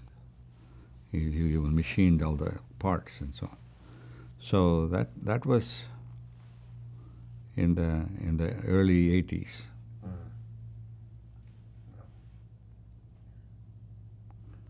Okay. Yeah, and you mentioned Rick Rashid. Yeah. So you've spoken before about how Mach came originally from a distributed operating system project. Right. So Rick Rashid came to CMU with an idea of a distributed operating system, of how he would build it and so on. That was his project. And at that time, I also had a DARPA grant for distributed sensor networks. If you had a set of sensors that are distributed, how would they cooperate? So I said to Rick, before I can do my sensor network, you need to build the distributed operating system in which to connect all these things. So that's how, when we first got a set of workstations, and they were interconnected, and Rick Rashid built the Mach operating system and made it run on a set of PARC workstations or something. And when Steve Jobs came to CMU, he saw that system and said, that's what I'm going to adopt. And so he hired one of Rick Rashid's students, Avi Trevanian, to join Next and then later Apple, to use that core operating system, because whatever we did was all in the open source domain, so he was able to borrow it from us. And then built on top of it, which is now the series of operating systems for iPhones and workstations. So it kind of started at that time where the Mach operating system went from there to Next, and then Next built on top of it, and then he sold that software to Apple. And that's how Steve Jobs went back to Apple and became kind of de facto head for a while. And then interesting history. Yeah. Earlier you mentioned Jaime Carbonell. Can you talk about working with him? Yeah, Jaime is very unique. Unfortunately, he passed away just about the beginning of pandemic in 2000, in February 28th of 2000. And I remember the date very well because I was supposed to see him a week before. I said, look, I'm going to get to California. I'll come back and I'll see you on the 28th or 29th. I came back and the same day he died. It's kind of sad because he was the one that we built the whole language initiative around at CMU. Mm-hmm. And he was the one that was the first head of the Center for Machine Translation. Mm-hmm. That was in 1976. And then 1986. I'm sorry, I'm getting it. And then in '93, we said it's not just language, not just translation. It's a whole set of things: retrieval, summarization, identity, detection, and translation. And so basically, Jaime, and I were kind of, we formed, at that time he came to me and said, what do we do? I said, let's change the name. And so we changed it from CMT to LTI. That also happened with no consultation with anybody else. We just changed it. And that was in '93, I think. And, Jaime famously coined a phrase at that time, which we try to make happen even now. He's no longer here, but I think we understand how to make it happen, but it's fraught with all kinds of problems. I'll mention we coined the phrase AI Bill of Rights. The goal of AI is to get the right information to the right people in the right time and in the right language at the right level of detail. So it turned out Jaime kind of said, that's our slogan, that's our motto, vision for the LTI, to get the right information to the right people in the right language at the right time at the right level of detail. And it turns out if you try to implement such a system, it's almost impossible to do. I'll give you an example. The right information to the right people. So, 10 years later, we had this Indian Ocean earthquake in 2003 or 4, 2004. And, it was the largest earthquake, 9.3 or 9.4, and the waves from that were 100 feet, right? And it kind of went past Sri Lanka and South Indian coast, and 300,000 people died. So the idea was, can you actually build an AI system to get the right information to the right people, all the people on the South Indian coast who are going to be impacted by it, and somehow they should be told, every person should be told, that there's a 100-foot wave coming in 15 minutes. And then have them go to some safer, higher elevation as fast as they can run, or get on a tree. Or trees might get washed away too, and that kind of a force. So to get, and not only that, it has to be given in the right time. No point in giving it 20 minutes later or something, because by that time it will be too late. And the right level of detail. You can't go into some scientific explanation of the earthquakes and tsunamis. You just have to say, in Tamil language, which is the language. So it turns out to do all of those things, if you imagine what kind of technology must exist. Number one, the fisherman must have a smartphone. And not everybody at that time had one, but they could. Even now you could. The second thing is there must be a global intelligence, all-knowing, all-seeing, global intelligence, maybe not one, where every person is broadcasting or putting up in a published, subscribed system information about where he is and what he does and what language he speaks and all the rest of the things. But if we put it up publicly for everybody in the whole world to see, then there's a huge privacy problem.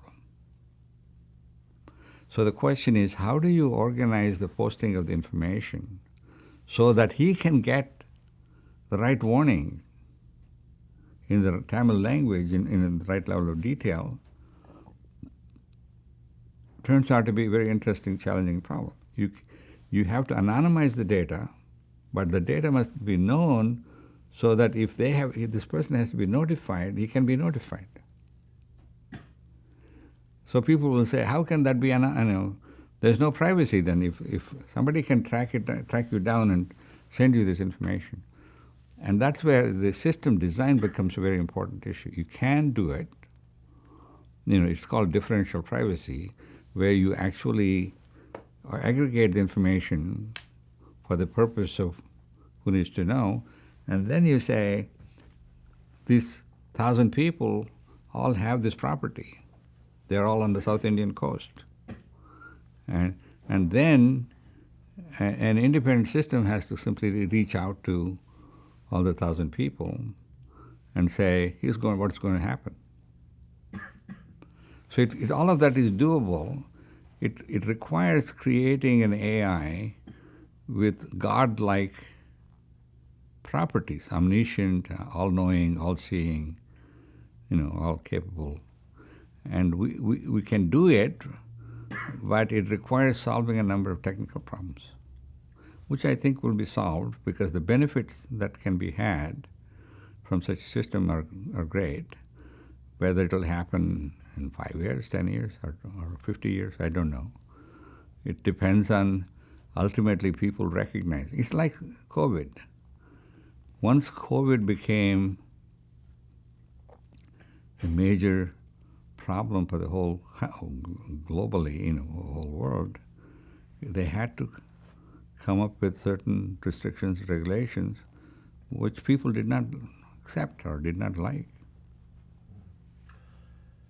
Excuse me. Could we talk about you? So you started with Jaime and a couple of others, the Carnegie Group. Yes. A company, expert systems company. We started a company called Carnegie Group during the height of the first AI boom in the 80s. Before we started Carnegie Group, at Stanford, Feigenbaum and company started IntelliCorp and one or two other companies, and all of which were based on this knowledge-based system, rule-based system architectures. And so at CMU, we also were doing same kinds of things. And it was mainly Jaime and Mark Fox and John McDermott. Mm-hmm. I was kind of included as the older person, who's kind of involved in the thing. But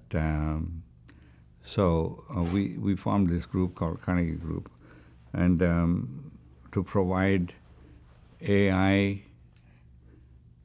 like rule-based systems and configuration systems for companies. And it turned out digital equipment was one of the first to recognize the use of it. Is they would ship a computer with all the various peripherals, printers, this, that, and the other, to a customer, and it would arrive there. In those days, it was like $1 million, and one little wire would be missing because somebody made a mistake in the configuration. And so by the time they ordered it and get it and they have it delivered and find it wherever it was, It was taking a month. That means they're not getting paid for a month. And it turned out to be a major problem. So John McDermott built a rule-based system for configuration management.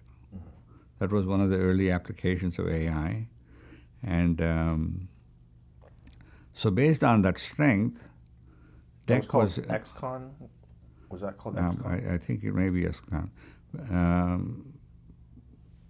Based on that, Digital Equipment was willing to kind of invest $1 million for 10% of the company at that time.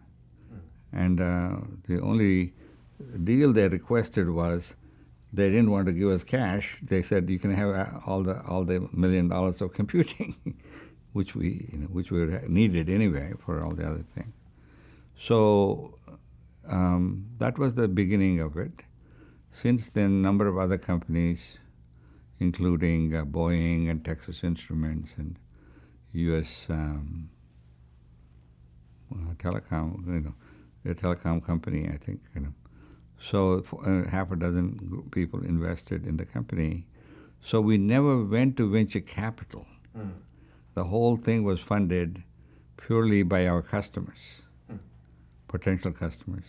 And the arrangement was that they would not only invest, but they would also agree to provide $1 million a year of support contract where they would pay us to support them in their AI activities. And so it was a good thing for them because they didn't have the expertise. And we were able to kind of provide them at the same time.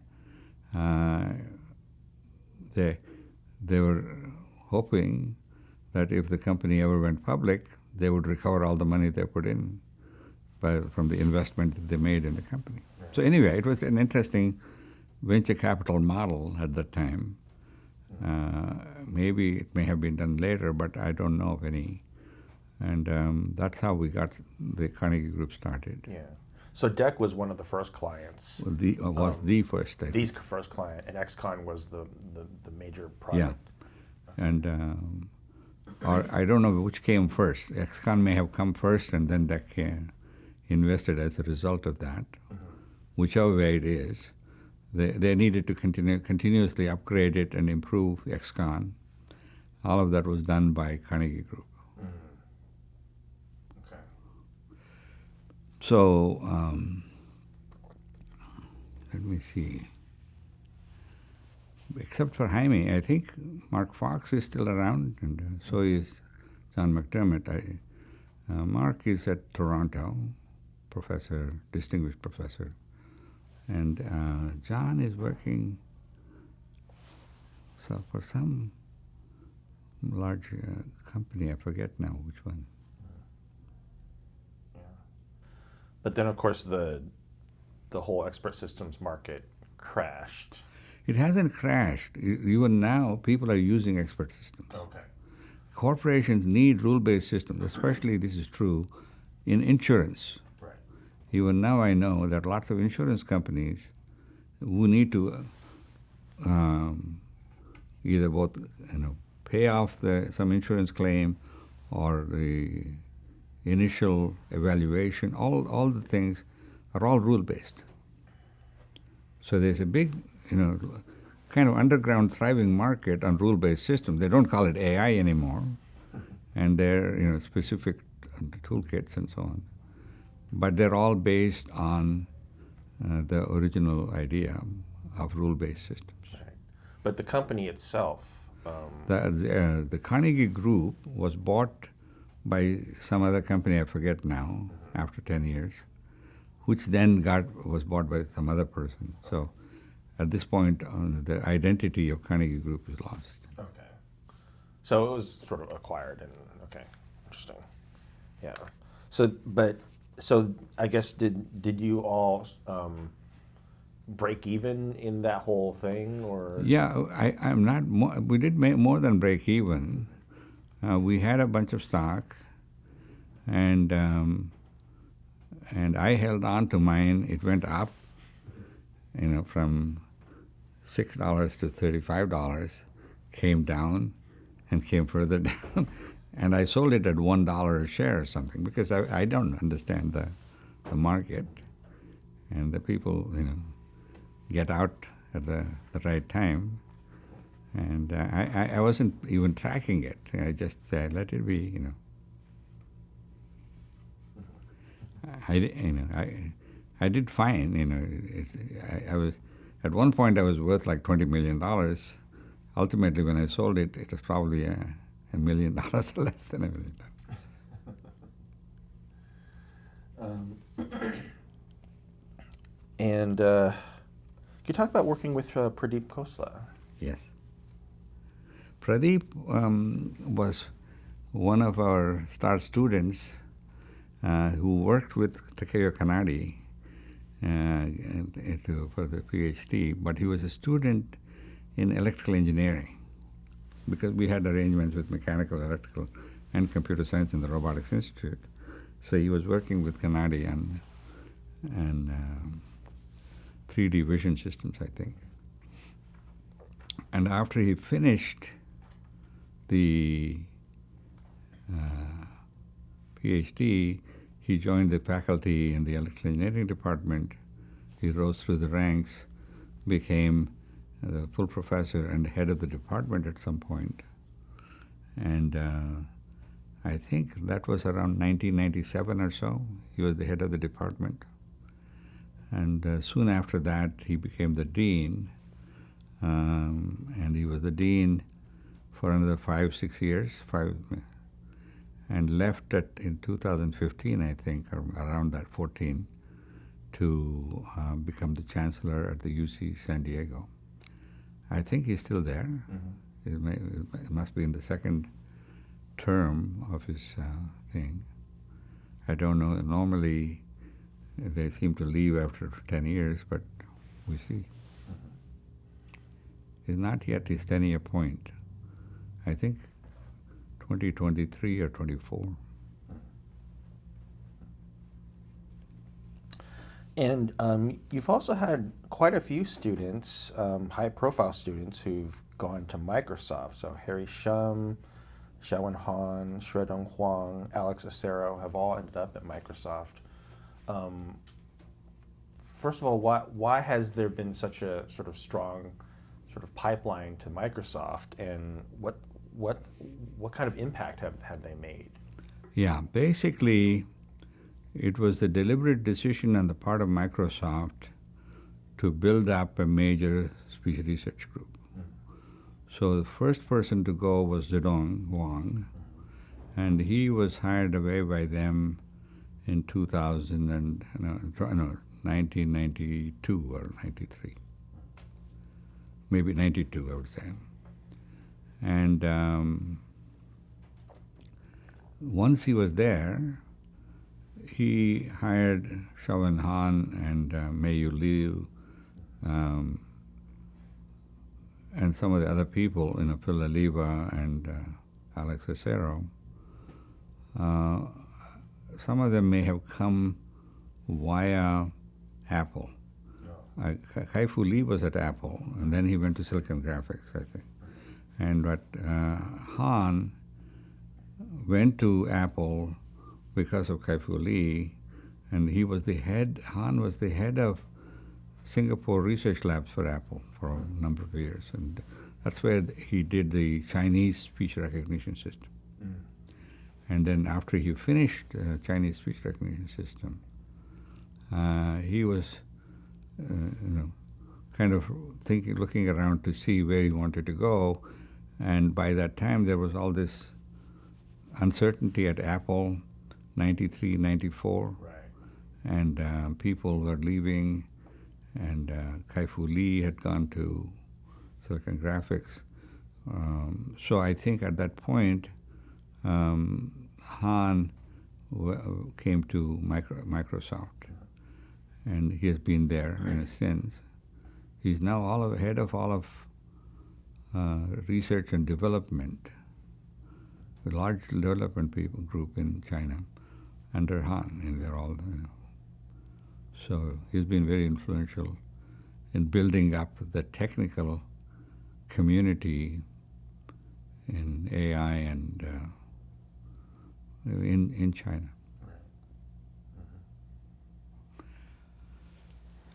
Han, of course, not Han, Harry Shum, had a similar path. He went from here to Apple to Microsoft, and in Microsoft, he did a number of things in vision and graphics.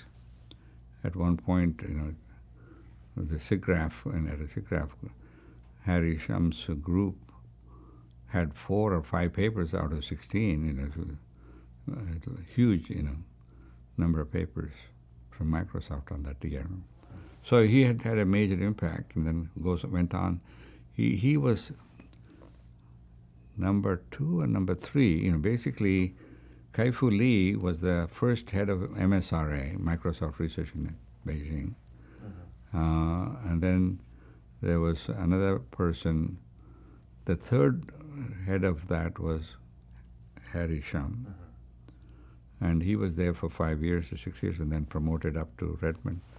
And then Shum Han became the head after that.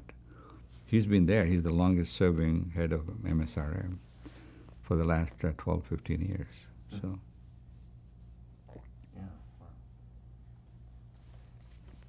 Yeah. Let's see. Look at the time here. So let's go back to talking about knowledge. Something we really dove into in the beginning. What does understanding mean in the context of AI and natural language processing? Yeah. So understanding is a very interesting word.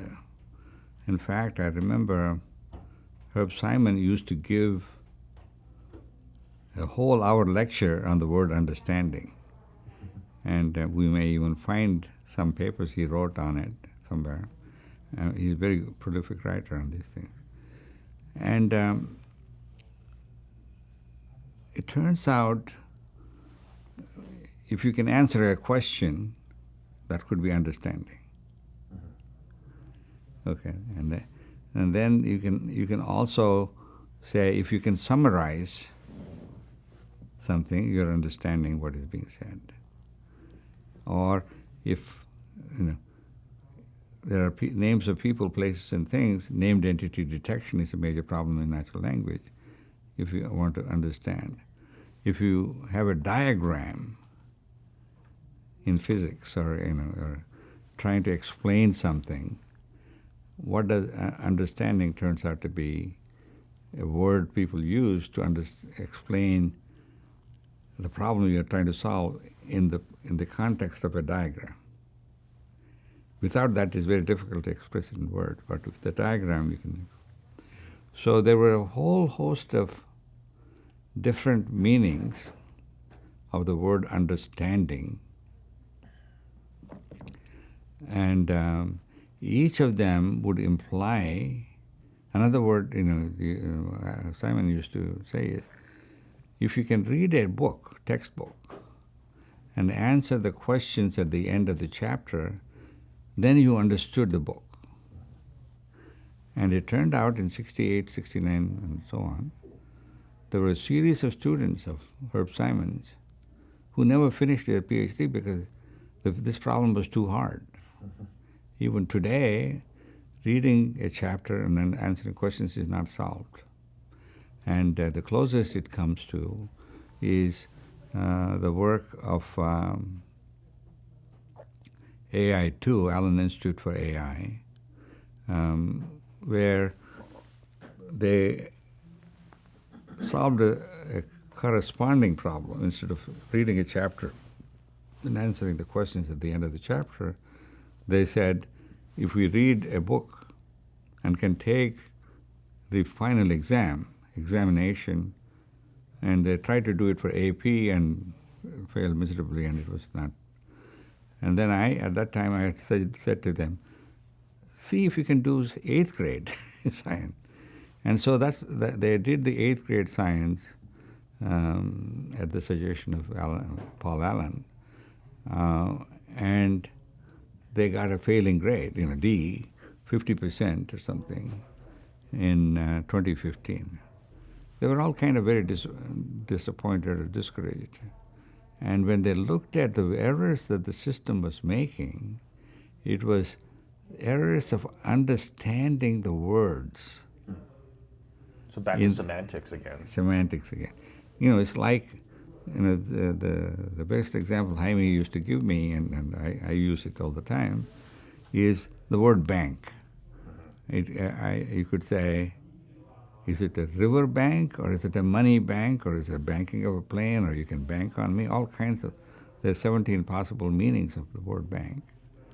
So if I said, I'll meet you at the bank near the river bank, then you're talking about the specific location near the river, bank of the river, something like that. So the same word, have different meanings. So they discovered all the errors they were making were of this ambiguity resolution. And so they made a series of improvements in their question answering, understanding of the question, so that they could answer it. You see, once you understand the question, that means you are able to create a mathematical formulation, then they can solve it and give the answer. So the question understanding turned out to be a major problem, and it took them 4 years to kind of systematically improve.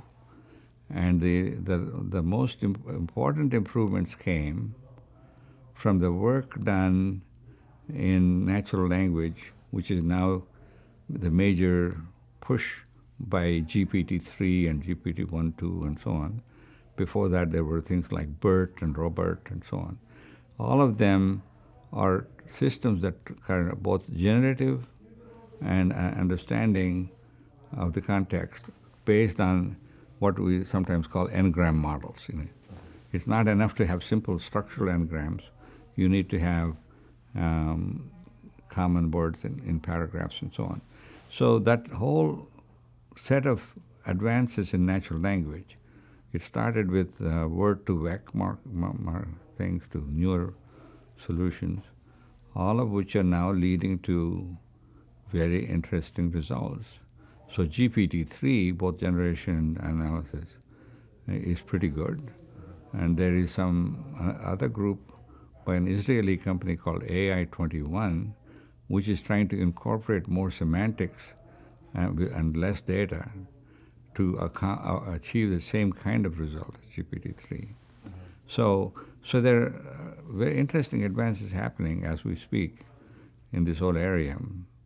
And yeah, I mean, GPT-3 is fascinating. It produces results that looks like it understands, but can it really be said to be understanding when it's purely based on statistics? It is purely based on statistics, purely based on structural understanding, not because it understands the thing. And there was an interesting example from Professor Yao Shoham from Stanford, where it was understanding something correctly, then they added one more sentence, and it completely got screwed up. So from that point of view, they're very brittle, noise sensitive, and it is purely based on what data they had available at that time, not because they understand in the way human beings may understand something, because they have much broader model of the world. All of it comes down to the word common sense, but common sense is not an adequate word. It doesn't tell you where you go if you want to build common sense. And there are a number of advances that are coming along, where you may have to build literally large number of different kind of models, each one dealing with one semantic situation. The interesting thing is, human beings understand it, and there are hypotheses saying the number of models you have to build are finite. maybe 1,000, maybe 1,000,000. And once you build all of them, all of those models of the world, then you can interpret anything that comes along based on one of these, and once you decide that, then you're okay. And when there are ambiguities, those are the raw material for jokes. When you look at a joke, all it is a misinterpretation of a sequence of words, which also is an interesting possibility. And so people laugh. And so those are the kinds of things I think we'll be studying in the next few years. You know, if you can actually laugh at a joke by understanding that there's a different meaning, and therefore it's worthy of a laugh, that kind of an AI system, you know, how often does it laugh? How often is it correct when it laughs? Right. It's a good question. Interesting. So we talked a bit about knowledge representation earlier. Right.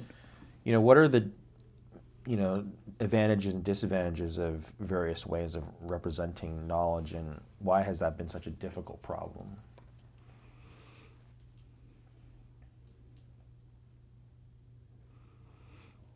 There have been very serious attempts at knowledge representation, and all of them ultimately go back down to some kind of a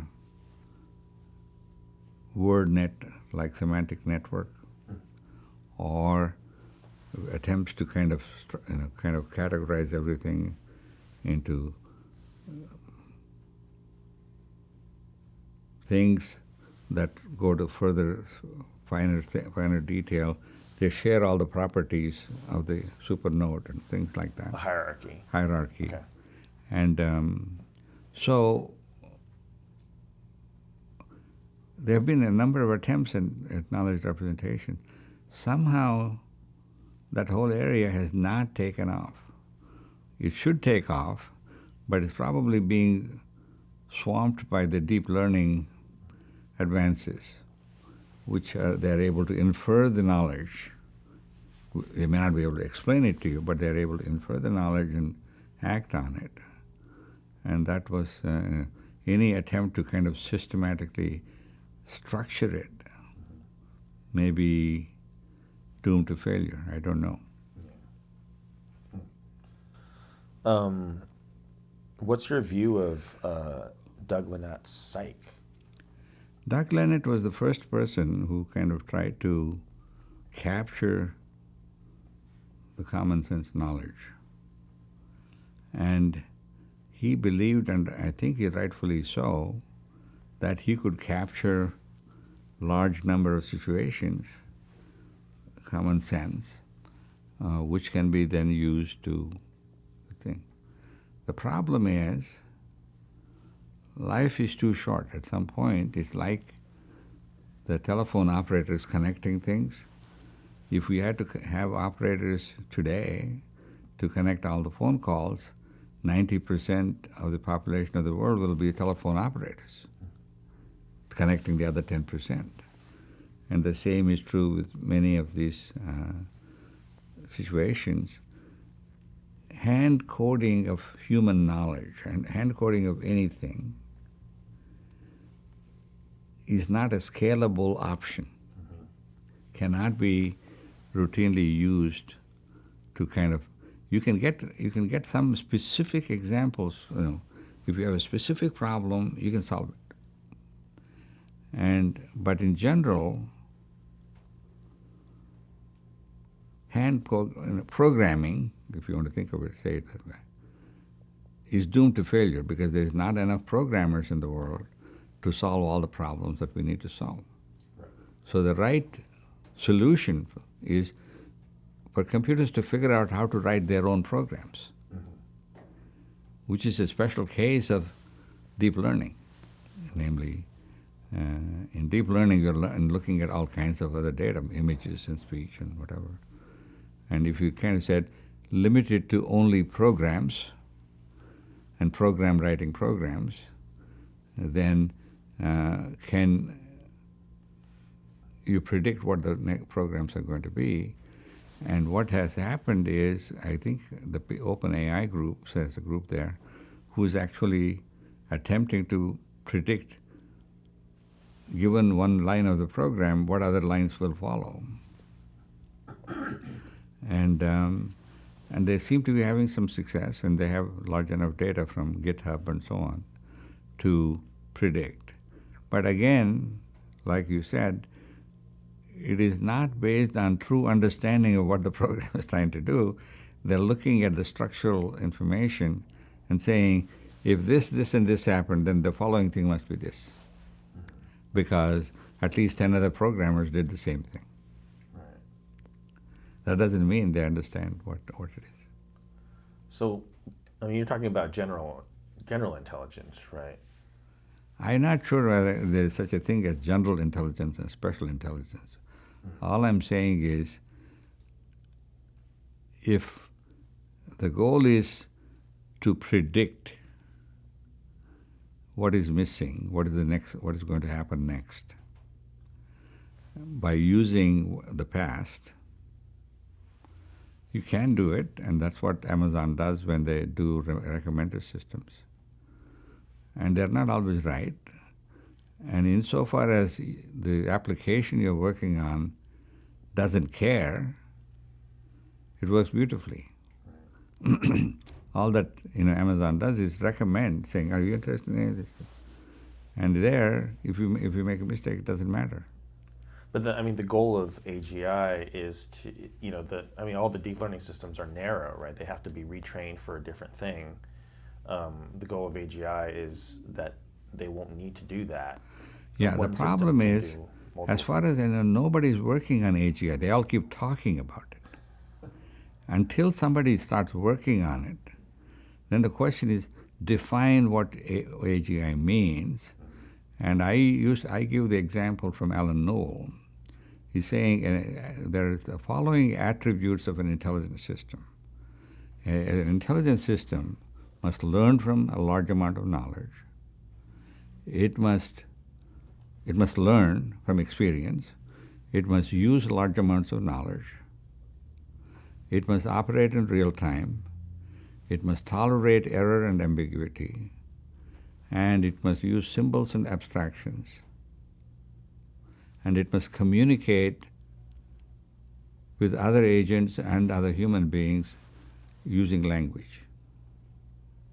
Every one of these attributes is hard to do. Many of the AI systems now just only do one thing. They use rules and knowledge or learn from experience like deep sea learning systems. And sometimes they operate in real time, and sometimes they can deal with ambiguity. But they don't have abstractions, symbols and abstractions. That's why you have to keep learning each time. And that's what we mean by symbols and abstractions, essentially is chunking. And finally, the idea of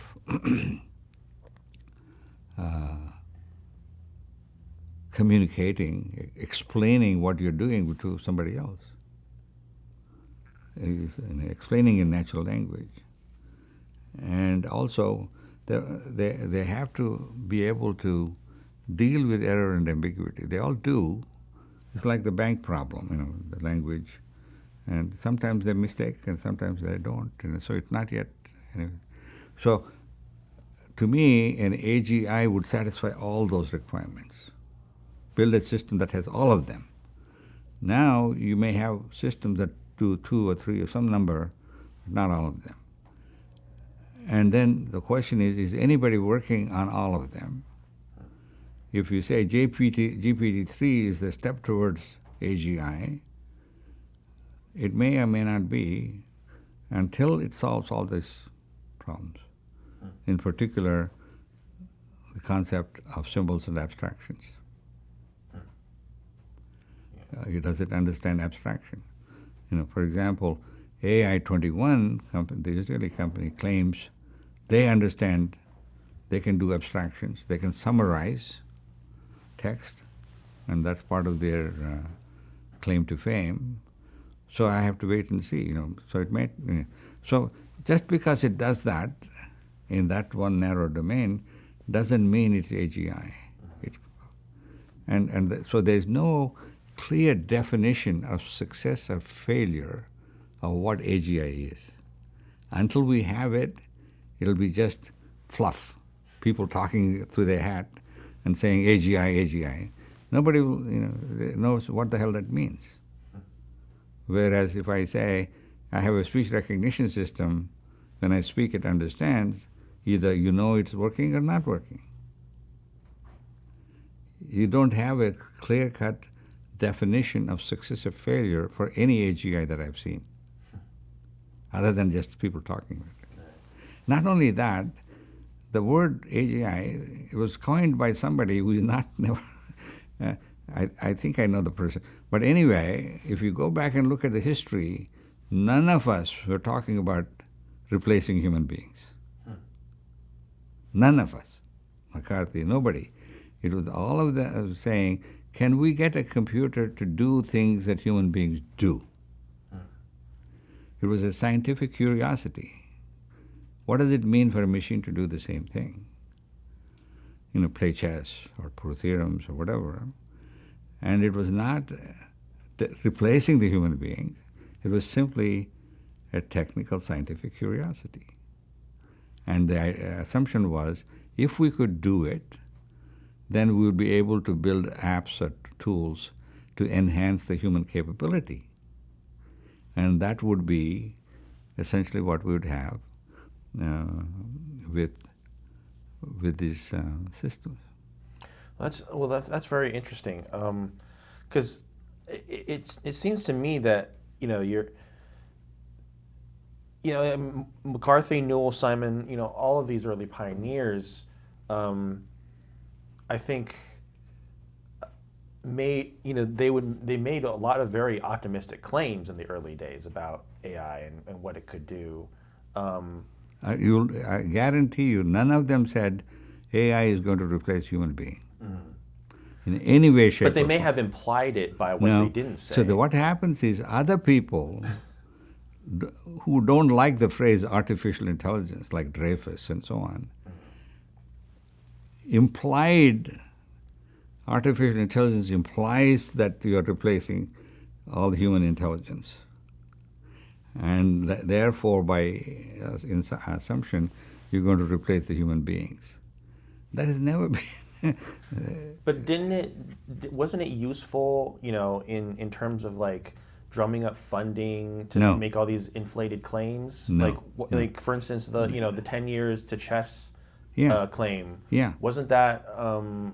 Yeah, no, all that it said is, in 10 years, or there'll be a computer will beat a world champion. It took 40 years, but we demonstrated it. And all that, it never said that's going to replace a human being in the AGI sense. All that it says is there's a special intelligence, special problem, and we may be able to build it, right? So what Newell's list is saying, intelligence actually includes all the 7 or 6 or 7 attributes, and we need to build all of them. Any one of them we may be able to build. But we can't build any system that we know that does all of them yet. For example, we still don't know anything about building emotional AI. We still don't know anything about AI that learns from experience. We don't know how to build AI that learns from mistakes. All kinds of things we don't know. Emotions and humor and comedy and creativity and intuition, all kinds of words, just like JGI. Creativity and intuition, there is no definition of success or failure. Until we can define very specifically what the input and output characteristics of a system, and that will measure, create. Otherwise, it'll always be a moving target. No matter what I do, you'll say that's not AGI because it can't do something else. Right. And the interesting thing is, most people on the planet cannot do many of those things. It's not as though human beings have AGI. Mm-hmm. Most human beings don't have AGI. They're just, have some narrow aspect of it. Yeah, but couldn't it be argued that, this recognition that intelligence involves emotion or involves embodiment is a later development, and Yes. that in the early days, Nobody talked about it. yeah, in the early days it was about theorem proving and chess No, playing. the interesting thing, if you look at all of them, every problem that people worked on in the 60s and 70s had a very clear criteria for succeeding or failing. Can you make a machine walk? Can you make a machine see? Can you make a machine play theorem, prove theorem? Can you make a machine play chess? It either did or it did not. And you knew when it failed and why it failed. For creativity and intuition and humor and all of those, emotion, sometimes you may be able to say, but it's not as though you can say, I can clearly make it fail in the following ways. And if so, then what do you need to do? What's your, clearly, you've been critical of Dreyfus's critique. Couldn't it be argued that these critics, Dreyfus and Weizenbaum, have, in some ways, their critiques have pushed the field further? Yes and no. Basically, they have pushed the field in directions that are completely useless. That whole issue of taking, the imitation game or Turing test, because there's no clear criteria of success or failure. I might demonstrate I have a system that will answer all the questions and pass the Turing test, but tomorrow I can come up with some other example where it will fail. And in fact, this is exactly what happened even in chess. It turns out all the chess programs that won because there was a clear-cut definition of who the winner lost or draw of every chess game. And the same system, may fail in the next three attempts. And that depends on understanding, and that's what was happening now with deep learning. People are discovering by just adding the right kind of noise into the input, the whole system falls apart. And all that it's showing is the structural brittleness of the solutions we're building. Now you can say, if you can remove the brittleness, then you have AGI. It's an unending quest because you don't know, it's like the computer program that is, it never stops, the stopping problem. You don't know when it might stop. It might, but we don't have enough lifetimes to find it.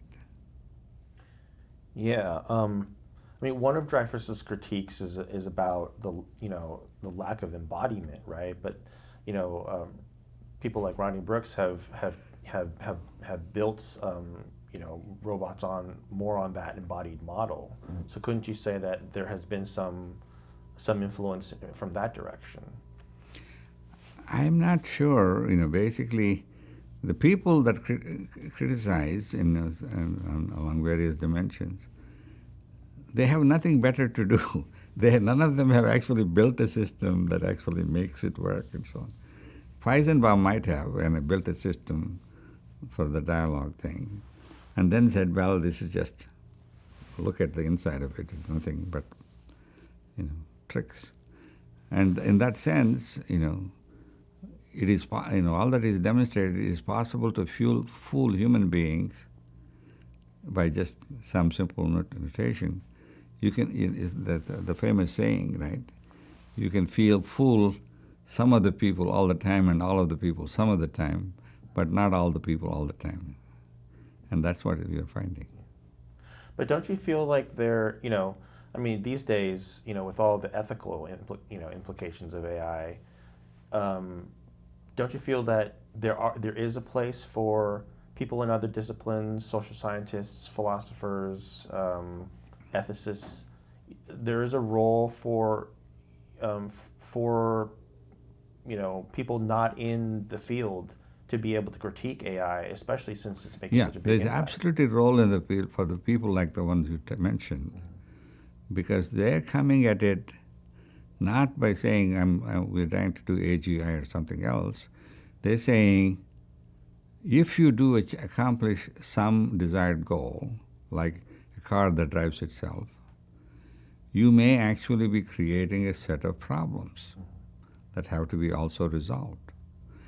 And this happened in every generation. Like when the original cars came along, people didn't have driver's licenses.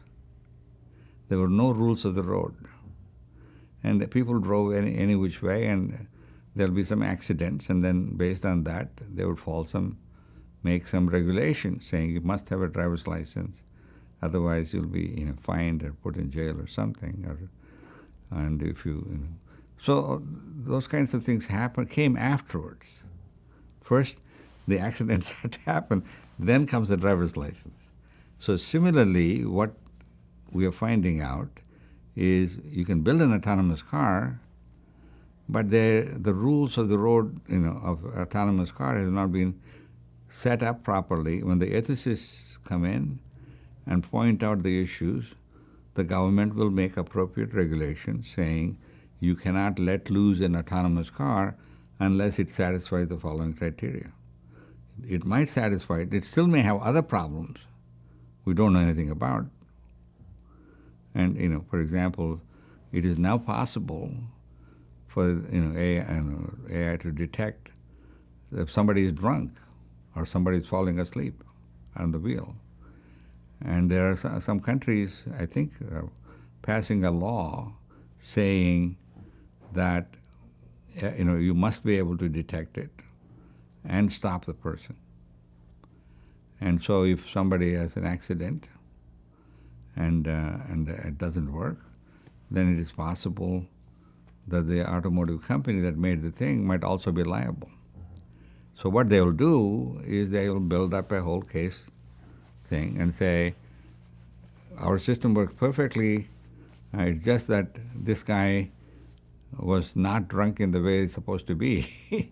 Howard is behaving some other way, and that's not the same problem that the regulation was trying to solve. So we haven't a clue how to stop it.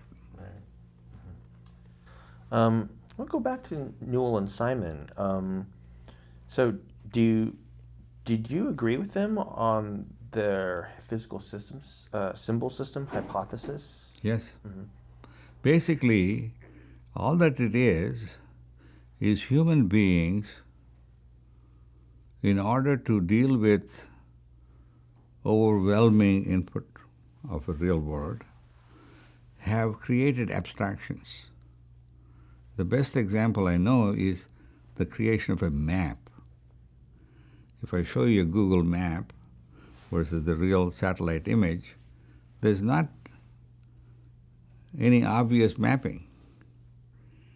However, we have abstracted it into some representation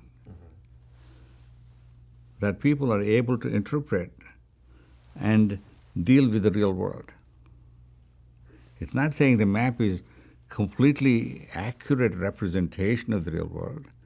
It is an abstraction or a symbol. Yeah.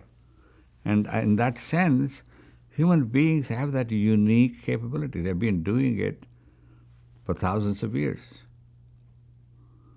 And people, when they had to kind of say, I saw a lion, and that point, they were using some simple systems.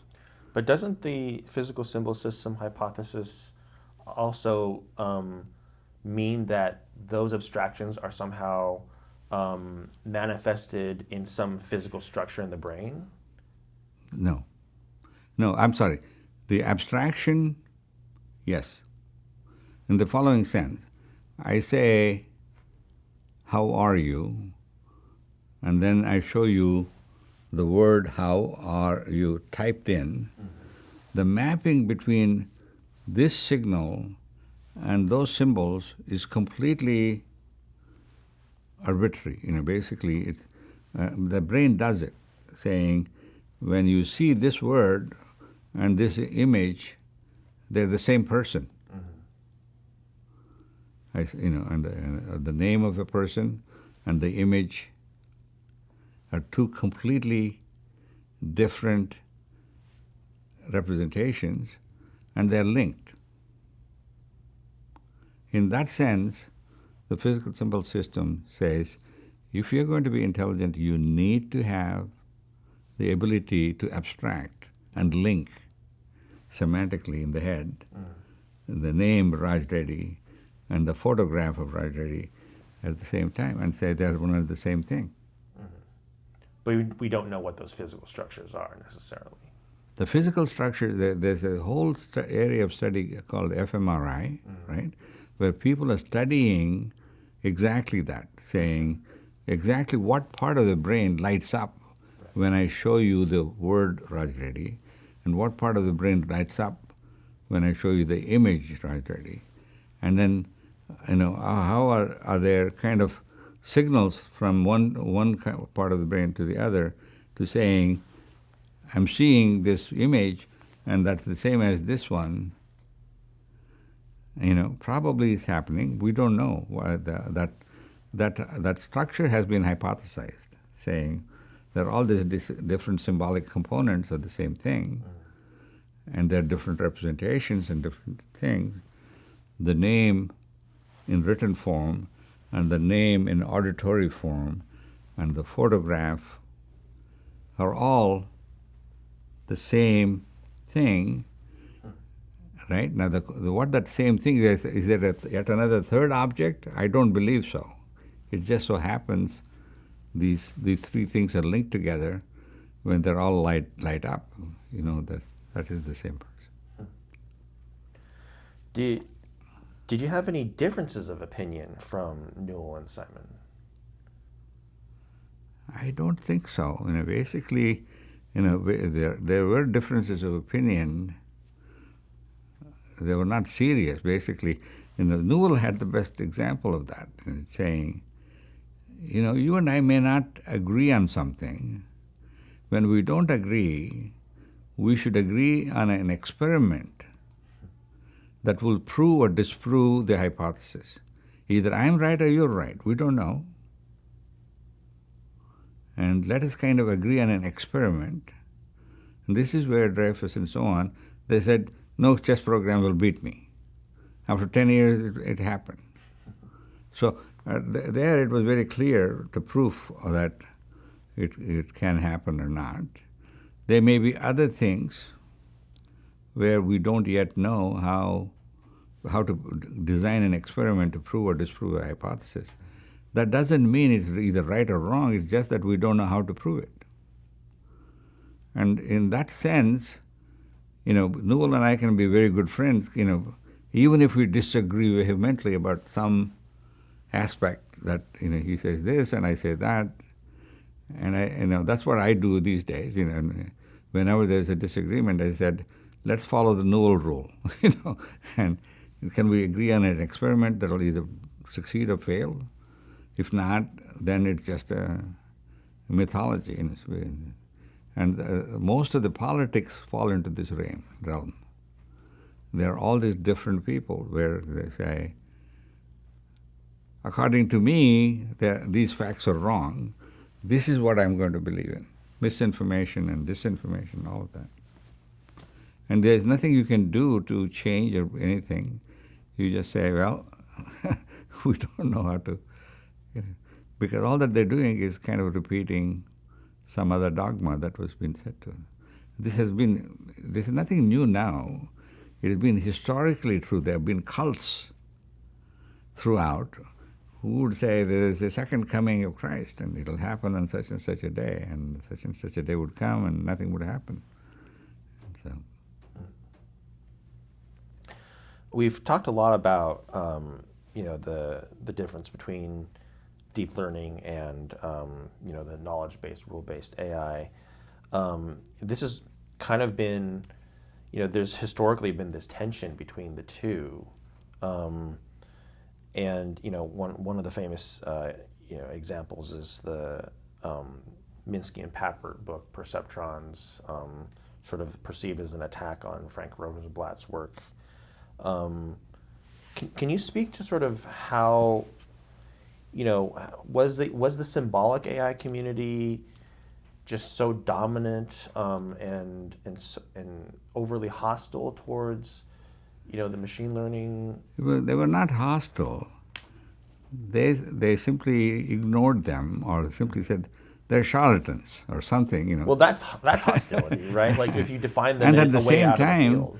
most of those same people like me, I didn't call them charlatans. I said, I don't think it's going to work.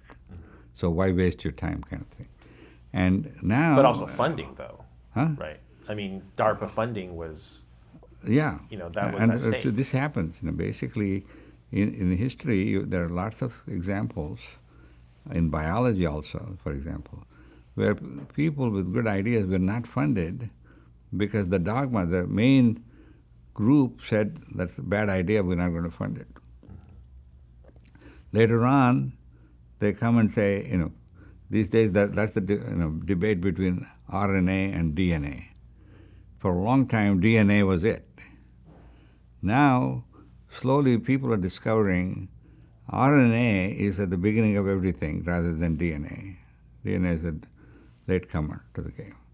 And therefore, now, people are, and the same thing happened with deep learning. In 2010, they rejected, most of the papers in deep learning. 2015, they accepted all the papers in deep learning. Why? Because they see there's overwhelming evidence. All that it says is most human beings are reasonable. Once presented with overwhelming evidence, they will change their mind. And now we all believe that all future AI systems will be learned rather than programmed. It's just that we don't know how to make the learning systems. And that'll be the research of the next 50 years. Right. But I mean, you've mentioned Jeff Hinton before. It's very interesting that, the trajectory of his career, he was at CMU, then he went to Toronto. He was successful in a way by moving outside of the core areas. No, it turns out Jeff was welcomed. He was respected. We didn't agree with each other, but we respected him. Basically, yeah, I'm glad you're doing that. Even though I'm not sure it's going to work, but that's okay. We need to try different things, and I'm glad you're doing it. He never went away because he was not respected or not. Otherwise, we wouldn't have hired him, right? Mm-hmm. We hired him and promoted him, and we would have kept him. But he, given the British background, and wanted to be back in a location where, and also he wanted a place where I think he could make the thing. The main thing to remember is he left in 1987 or 86. It took him 25 years from that date to prove that maybe there is some truth to his approach. And not everybody has that patience or perseverance to stick with something so long, and they give up. But I do find it's sort of interesting that to a large extent, sort of the connectionist advances were made outside the mainstream of AI, and then only later when they became successful, then they became the mainstream. But they were peripheral for a long time, right? It may be in the sense of accepting papers for publication, that may be true. But the people at CMU anyway, they're not only just Jeff Hinton. Scott Fallman was another major connectionist person. He's still there. And we respected him. I said, do it and show it to us that your systems are working. It doesn't matter whether we're right or wrong. We just need systems that work and do things, and and right now I find in speech anyway, there's the major problem is what we call USSOP, unrehearsed spontaneous speech from open population. That is the holy grail. And I said it won't happen in my lifetime because it's just too hard. But what we are finding is with deep learning, that problem is there, more or less getting solved, except when you use Siri or any of those things, it is making all kinds of mistakes. The mistakes are all proper names or other kinds of things, misspelling your name, for example, Hansen. It should have conceptually, from context, known what the right spelling is for your name. But we're not applying all that, semantic knowledge, and therefore it's not working as well as it could. Right. Whereas human being would have done it. Yeah. I do think one of the things that's most maybe unique about you and your leadership at CMU is the fact that you've been ecumenical and supportive of all the different approaches, right? It's like, you've been, you were supportive of Jeff Hinton back in the 80s. It doesn't seem to me that that's necessarily true in other centers of AI. I do wonder if that's something. I don't know about other centers. At CMU, that culture is somehow inborn. Newell was like that, Simon was like that. All of them were saying, I don't know if I'll do something like that, but if you want to do it, okay, let's see it. And I have specific examples with my own students.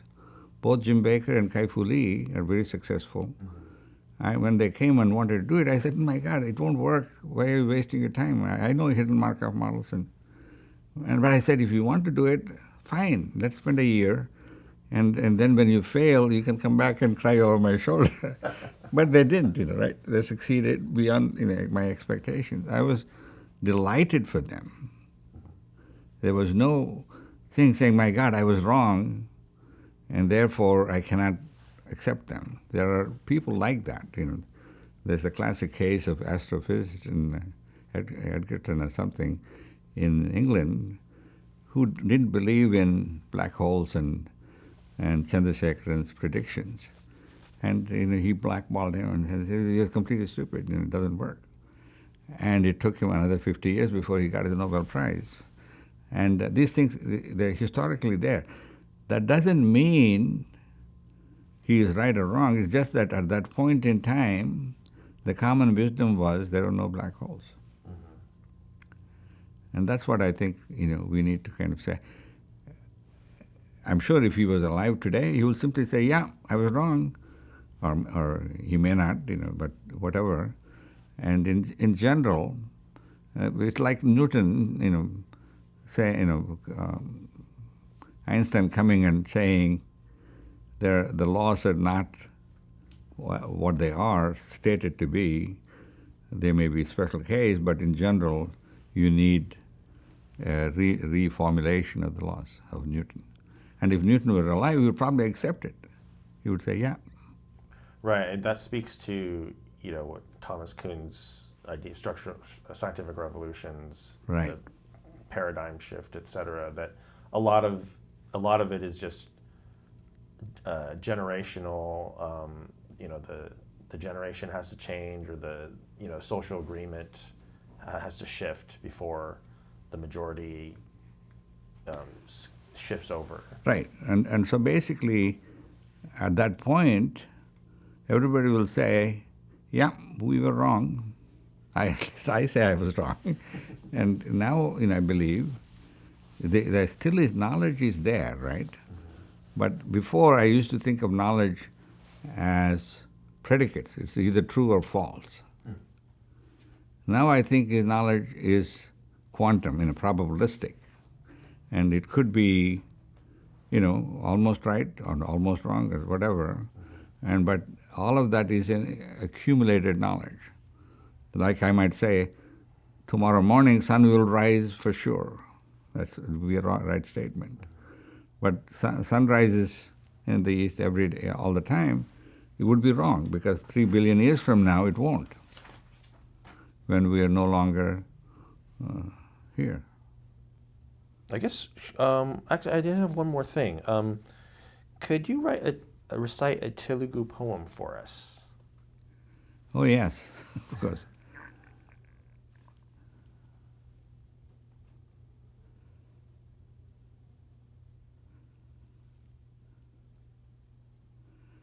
You want a long poem or a short poem? Short poem, probably. Short's fine. So, Uppu kappu rambu nokka polika nundu, chuda chuda ruchul jaruveru. It says, when you look at two things,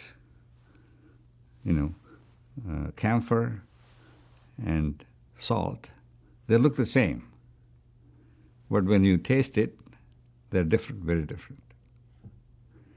And so, just like that, in the world there are some wise people and then some stupid people, and you can't just judge them by one property, something like that. It's just kind of like don't judge a book by its cover, kind of. Right. I can read you 5 other poems if you want. There's another one which I like. It's a little bit longer. It says, Arambimperu Nicha Manavulu Vignaya Satantrasthalai, Arambinchi Paritchidantaru Vignayathalai Madhyamo, and it goes on. All it says is, if you're an average person, you probably doubt everything and you won't start anything. And if you're kind of a little bit experimental, you might try something, and then when you fail, you give up. If you're a hero, even when you have failures, ultimately, until you succeed, you keep trying it until you get it done. Like Jeff Hinton. Most of us would have given up after 1 year or 5 years or 10 years, but he stuck with it for 30 years, right? That's wonderful.